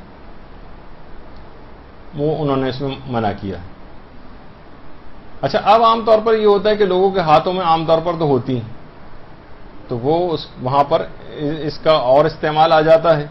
کچھ تو ایسے بھی افراد ہیں کہ جو اتنی زیادہ انہوں نے پہنی ہوتی ہیں ویسے ہی سارے نمایاں ہو جاتے ہیں کہ یقیناً چاہے آپ لوگوں سے چھپانا بھی چاہ رہے ہو، یہ اگر آپ نے کیا ہوا ہے اس طرح کی حالت بنائی ہوئی تو ویسے الگ سے ہی پرومیننٹ ہو جائیں گے. جیسے سب کو عام طور پر جو کاروان وغیرہ جاتے ہیں تو سب کو ایک تسبیح چھوٹی سی دی جاتی ہے جس میں ایک لکڑی کا ایک پارٹ نکلا ہوتا ہے کہ اس پہ سجدہ کر لینا. اس پہ بھی ہمارے استاد محترم مولانا صادق حسن صاحب قبلہ اکثر حاجیوں کو نصیحت کرتے ہوئے کہتے ہیں کہ وہاں پہ بھی جا کے لوگ اکثر اس انداز کی بے وقوفی کرتے ہیں کہ تو چھپا کے کرنا ہے، پوری ایک صف بنا کے لوگ کھڑے ہو جاتے ہیں اور سب کے سامنے وہ تسبیحاں رکھی ہوتی ہیں جس کے اندر وہ آگے سے وہ لکڑی کا حصہ جو ہے نظر آ رہا ہوتا ہے. ایک نگاہ میں لوگوں کو پتہ چل جائے اچھا کوئی خاص قسم کی یہ بنائی گئی ہے، وہ سب کی تسبیحات اٹھا کے لے جاتے ہیں. تو یہ والی حماقت نہیں کرنی چاہیے اس میں، اور عقل مندی سے بہرحال کام کرنا چاہیے. تو اچھا، یہ بھی دماغ میں خواتین کے ہاتھ میں تو سونے کی انگوٹھی بھی ہوتی ہے، سونے کی انگوٹھی کے اوپر جائز نہیں ہے سجدہ. چاندی کی انگوٹھی کے اوپر بھی سجدہ نہیں کیا جا سکتا. ہاں البتہ عام طور پر کسی جگہ گھاس وغیرہ ہے، یہ تو چلیں کوئی سجدہ شکر وغیرہ کر رہے ہوں گے، لیکن عام طور پہ جو نماز بھی اس عام گھاس پہ براہ راست پیشانی رکھ کے سجدہ کیا جا سکتا ہے. اچھا، جن پھولوں کو عام طور پر کھایا نہیں جاتا ان پر سجدہ صحیح، عام طور پر کھایا نہیں جاتا. بہت سے لوگ کہتے ہیں بھائی بہت سی ادویات کے اندر کچھ ایسے خاص پھول استعمال ہوتے ہیں جو دوا کے طور پر کھائے جاتے ہیں، مثلا جیسے گل بنفشہ ہے، یہ بہت ساری ادویات کے اندر استعمال ہوتا ہے اور مریضوں کو کھلایا جاتا ہے. یا گلے گاؤ زبان وغیرہ ہے، وہ بہت ساری ادویات کے اندر استعمال ہوتا ہے. تو یہ عام طور پر اگر وہ چیز نہیں کھائی جاتی ہے، دوا میں خاص طور پر کبھی کسی خاص مرض میں کھلانا، تو اس سے فرق نہیں پڑتا ہے. یعنی گلے بنفشہ اور گلے جو ہے گلے گاؤ زبان، اس کے اوپر سجدہ جائز ہے، کیونکہ وہ خاص طور پر صرف چند دواؤں کے اندر صرف استعمال ہوتے ہیں. عام طور پر یہ پھول کھائے نہیں جاتے، یعنی کہیں کوئی پھول نظر آئے اس پھول کے اوپر بھی سجدہ جائز ہے. گھاس پہ بھی جائز ہے، پھول پہ بھی جائز ہے. البتہ جیسے پان کا پتا ہے، یہ ان معاشروں کے اندر خاص طور پر جہاں پان کھایا جاتا ہے وہاں پر اس کے اوپر سجدہ جائز نہیں. اچھا، آپ کہیں کہ بھائی بہت سی چیزیں جو کھائی جاتی ہیں ان کے اوپر سجدہ جائز نہیں ہے، تو بہت سے ایسے کچے پھل ہیں جو کھائے نہیں جاتے، تو کیا ان پہ سجدہ ہو جائے گا؟ جواب ہے کہ جی نہیں، کچے پھلوں کے اوپر بھی سجدہ جائز نہیں ہے، خواہ یہ کھائے نہ جاتے ہوں. تو بہرحال یہ چند ایک چیزیں ہیں، تھوڑی سی آپ کو جب سجدے کی کہ کس چیز پہ سجدہ ہے کس پہ نہیں ہے، ایک دفعہ ہی ہمیں گفتگو کرنی ہے، تو یہ سب مختلف چیزیں اس کے اندر آ رہی ہیں. اچھا، ابھی قیمتی پتھروں کا تذکرہ ہوا، تو صرف یہ نہیں کہ آپ کہیں کہ وہ صرف عقیق کے اوپر جائز ہے یا فیروزے کے اوپر جائز ہے. آغا خوئی اور آغا سیستانی، باقی دو مراجع کا ہر جگہ پہ رہے گا کہ ان قیمتی پتھروں کے اوپر جائز نہیں. لیکن مثلا جیسے کہ یاقوت ہے، یاقوت کے اوپر بھی سجدہ جائز ہے آغا خوئی اور آغا سیستانی میں. در نجف کے اوپر بھی ان کے نزدیک جائز ہے، یا جو مثلا الماس وغیرہ ہوتے ہیں پتھر، ان کے اوپر بھی جائز ہے، یعنی جتنے بھی اس طرح کے ہوں. اچھا، یہ بھی ضروری نہیں کہ یہ پتھر بالکل پلین ہو، حتیٰ کہ ان پر اگر کوئی نقش کندہ ہے تو اس کے اوپر بھی سجدہ صحیح ہے. باقاعدہ سید رضی نے امام غزالی سے ایک روایت بھی نقل کی ہے، جو کہ معجزات آل محمد کے نام سے جو ایک کتاب ہے اس کے اندر بھی موجود ہے، اور المناقب الفاخرہ جو کتاب ہے اس کے اندر بھی موجود ہے، کہ جب نجاشی نے پیغمبر اسلام کو کچھ تحائف حبشہ سے بھجوائے تھے تو رسول اسلام نے سارے تحائف تقسیم کر دیے، البتہ اس میں عقیق کی جو انگوٹھی تھی وہ اپنے پاس رکھ لی، اور کہا کہ اے علی، مجھے یہ عقیق بہت پسند ہے، اسے نقاش کے پاس لے جاؤ اور اس پر ایک کلمہ تحریر کراؤ، کلمہ لا الہ الا اللہ. یعنی پیغمبر بھی اس انگوٹھی کے اوپر نقش کو کندہ کرواتے تھے، کہ امیر المومنین سے کہا کہ جاؤ تم اس کے اوپر لا الہ الا اللہ کندہ کرواؤ. مولا نقاش کے پاس گئے اور اس سے کہا کہ اللہ کے رسول نے حکم دیا کہ اس پر کلمہ لا الہ الا اللہ ان کو بہت پسند ہے، یہ لکھ دو، لیکن مجھے کلمہ محمد رسول اللہ پسند ہے، اس کے ساتھ اس کو بھی کندہ کر دو. نقاش نے دونوں جملے جو ہیں وہ کندہ کر دیے. مولا نے لا کر انگوٹھی پیغمبر اسلام کو دی. پیغمبر نے دیکھا کہ اس کے اوپر 3 سطریں لکھی ہوئی اور اس کے اندر اضافہ ہے. پیغمبر نے امیر المومنین نے تو محمد رسول اللہ کا اضافہ کروایا تھا، جب پیغمبر نے دیکھا تو اس کے اوپر 3 اضافے ہوئے، اس پر علی ولی اللہ بھی ساتھ ہی لکھا ہوا ہے. اللہم صلی علی محمد وعلی آل محمد.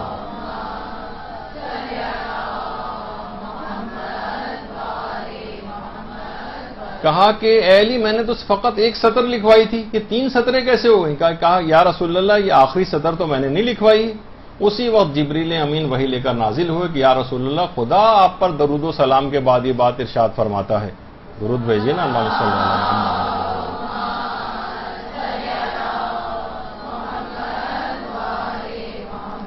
کہ آپ کو کلمہ لا الہ الا اللہ پسند تھا، آپ نے اس کو لکھنے کا حکم دیا. علی کو محمد الرسول اللہ پسند تھا، علی نے اس کو لکھنے کا حکم دیا، اور مجھے علی ولی اللہ پسند ہے، اس وجہ سے میں نے علی کی محبت میں اس کے اوپر اس کو نقش کر دیا. تو بہرحال یہ جو اس کے اوپر عقیق پہ، فیروزے پہ، یا کسی پر بھی اگر کوئی چیز نقش ہوئی ہوئی ہے اس کے اوپر بھی سجدہ بالکل صحیح. اور باقاعدہ جو شرح عروہ وغیرہ بھی جو اس کی لکھی گئی ہیں، عروۃ الوثقیٰ کی، اور اس میں بھی یہ ہے کہ عقیق کے اوپر باقاعدہ شہادتیں جو ہیں اور ائمہ کے نام لکھنا یہ بہتر ہے. بلکہ اور بھی چیزیں جو اس طرح سے ہوں، مثلا اگر کوئی شخص چاہے کہ عقیق کے اوپر مثلا آیت الکرسی کندہ کروائے تو وہ بھی اس کو اجازت ہے. اور کوئی بھی چیز جس سے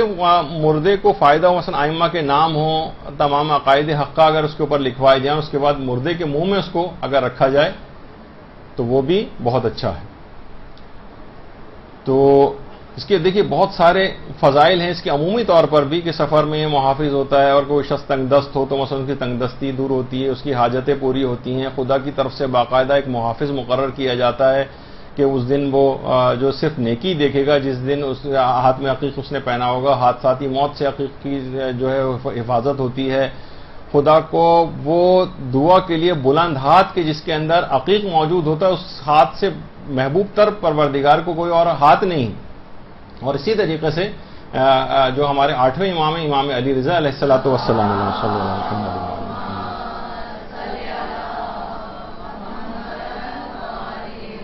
انہوں نے تو باقاعدہ یہ جملہ ارشاد فرمایا ہے کہ یعنی جو شخص بھی اس کو پہنے گا عقیق کو، خدا پھر اس کو کبھی آگ کا عذاب نہیں دے گا، بشرطے کہ وہ امیر المومنین علیہ السلام کو دوست رکھتا ہو۔ شیطان کی شر سے حفاظت ہوتی ہے۔ اچھا اگر کوئی شخص فیروزہ پہنتا ہے، فقر و فاقہ اس کے قریب نہیں آئے گا، اور جناب یاقوت پہنتا ہے تو اس کے ساتھ بھی یہی مسئلہ ہے کہ وہ فقر و فاقے سے بچاتا ہے۔ عام طور پہ یہ فضائل اس وجہ سے بیان کیے کہ بہت سارے کچھ افراد عام طور پر اس کا بعض اوقات مذاق اڑانے لگتے ہیں کہ مثلا ان پتھروں کو پہننے سے کچھ نہیں ہوتا اور وغیرہ۔ وہ تو چلیں بے عملی کیا انسان صرف پتھر پہنے اور باقی بے عمل ہو جائے وہ نہیں، لیکن علماء، مجتہدین، مراجع سب ان کو پہنتے ہیں۔ روایات کے اندر کی ان کی بہت زیادہ تاکید آئی ہے، اور آپ نے دیکھا کہ کتنی اس کے فقہی مسائل وہ بھی آپ نے سنے بھی۔ اچھا ابھی جو یہ آیا کہ جناب ٹائلز کے اوپر بھی سجدہ ہو جاتا ہے، اسی طریقے سے سیمنٹڈ فرش اگر کوئی ہے اس پر بھی اکثر مراجع کے نزدیک سجدہ ہو جاتا ہے، یا مثلا سنگ مرمر یا ماربل وغیرہ کسی جگہ پر ہے اس کے اوپر بھی سجدہ ہو جاتا ہے، تو لوگ عام طور پر گھبرانا دیں، کسی ایسی جگہ پہ پہنچیں گے جہاں یہ لگے ہوں تو براہ راست ان پر سجدے کی اجازت ہے۔ اچھا اب کیا سجدگاہ کو کسی خاص سخت زمین کے اوپر ہی رکھنا ضروری ہے؟ مثلا اگر آپ زمین پہ گدا ایک بچھا ہوا ہے پتلا سا، اس کے اوپر آپ کھڑے ہو کے نماز پڑھ رہی ہیں، تو یہ تو ضروری نہیں کہ زمین سخت ہو یا جس جگہ،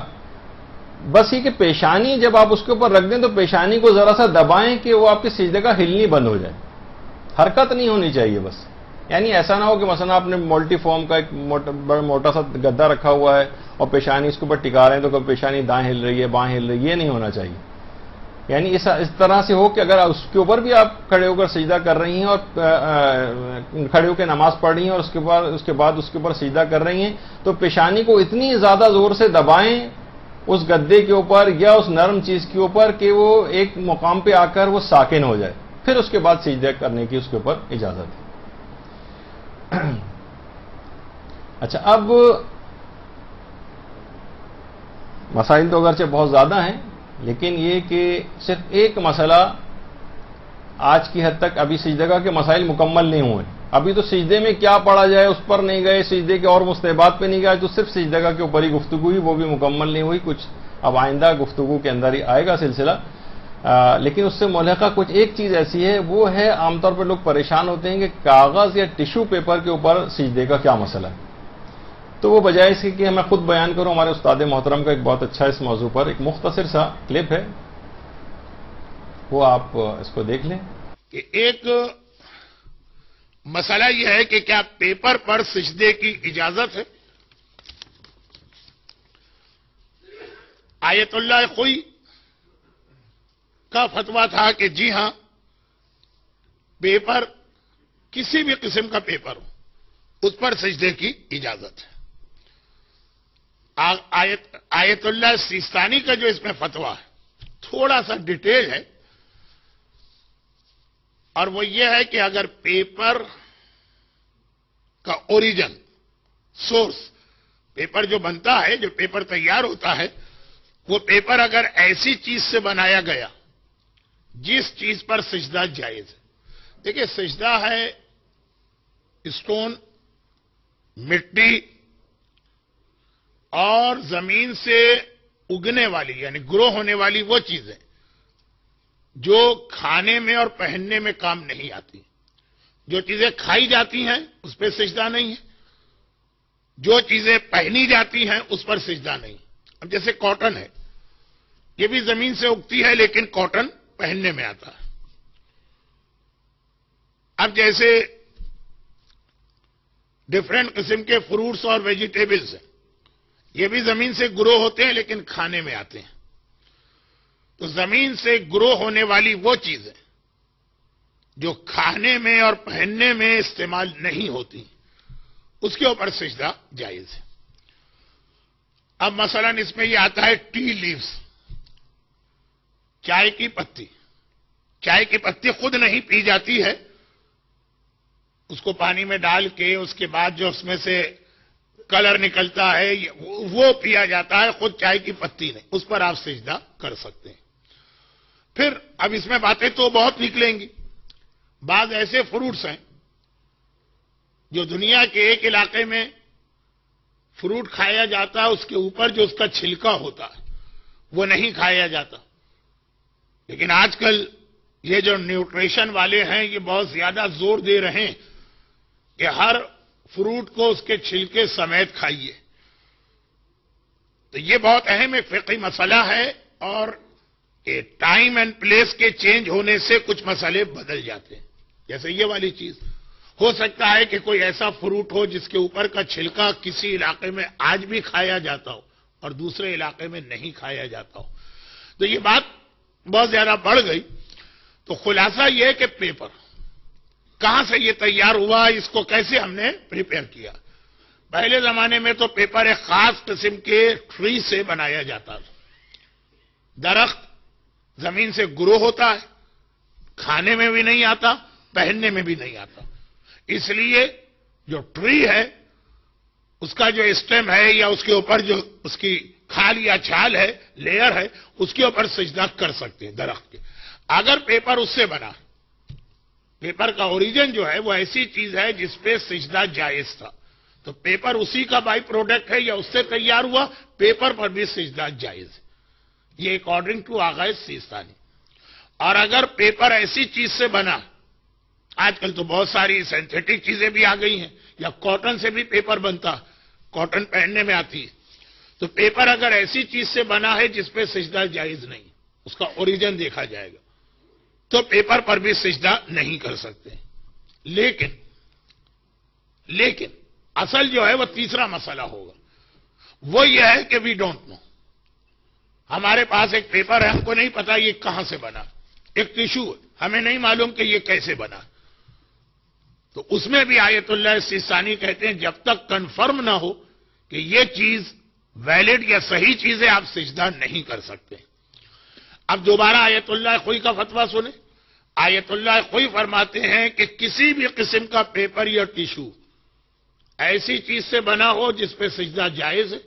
ایسی چیز سے بنا ہو جس پہ سجدہ جائز نہیں ہے، جب پیپر بن گیا تو اس پر سجدہ کر سکتے ہیں.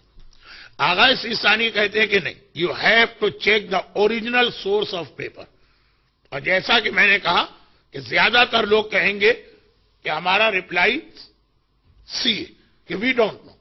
ہمارے پاس ایک ٹیشو آ گیا، کہاں سے بنا ہمیں نہیں معلوم. ایسی صورت میں یقیناً آغا سیستانی کا جو مسئلہ آپ نے کوٹ کیا وہ صحیح ہے کہ it is not allowed to do سجدہ آن ٹیشو اور اینی ٹائپ آف پیپر. تو اس کے حوالے سے آپ نے مسائل سنے. اب انشاءاللہ اس موضوع پر سجدے کے موضوع پر جو مزید مسائل ہوں گے اگلی نشست میں بیان کیے جائیں گے. وصلی اللہ علی محمد وآلہ الطیبین الطاہرین. برحمتك يا أرحم الراحمين وصلى الله على محمد وآله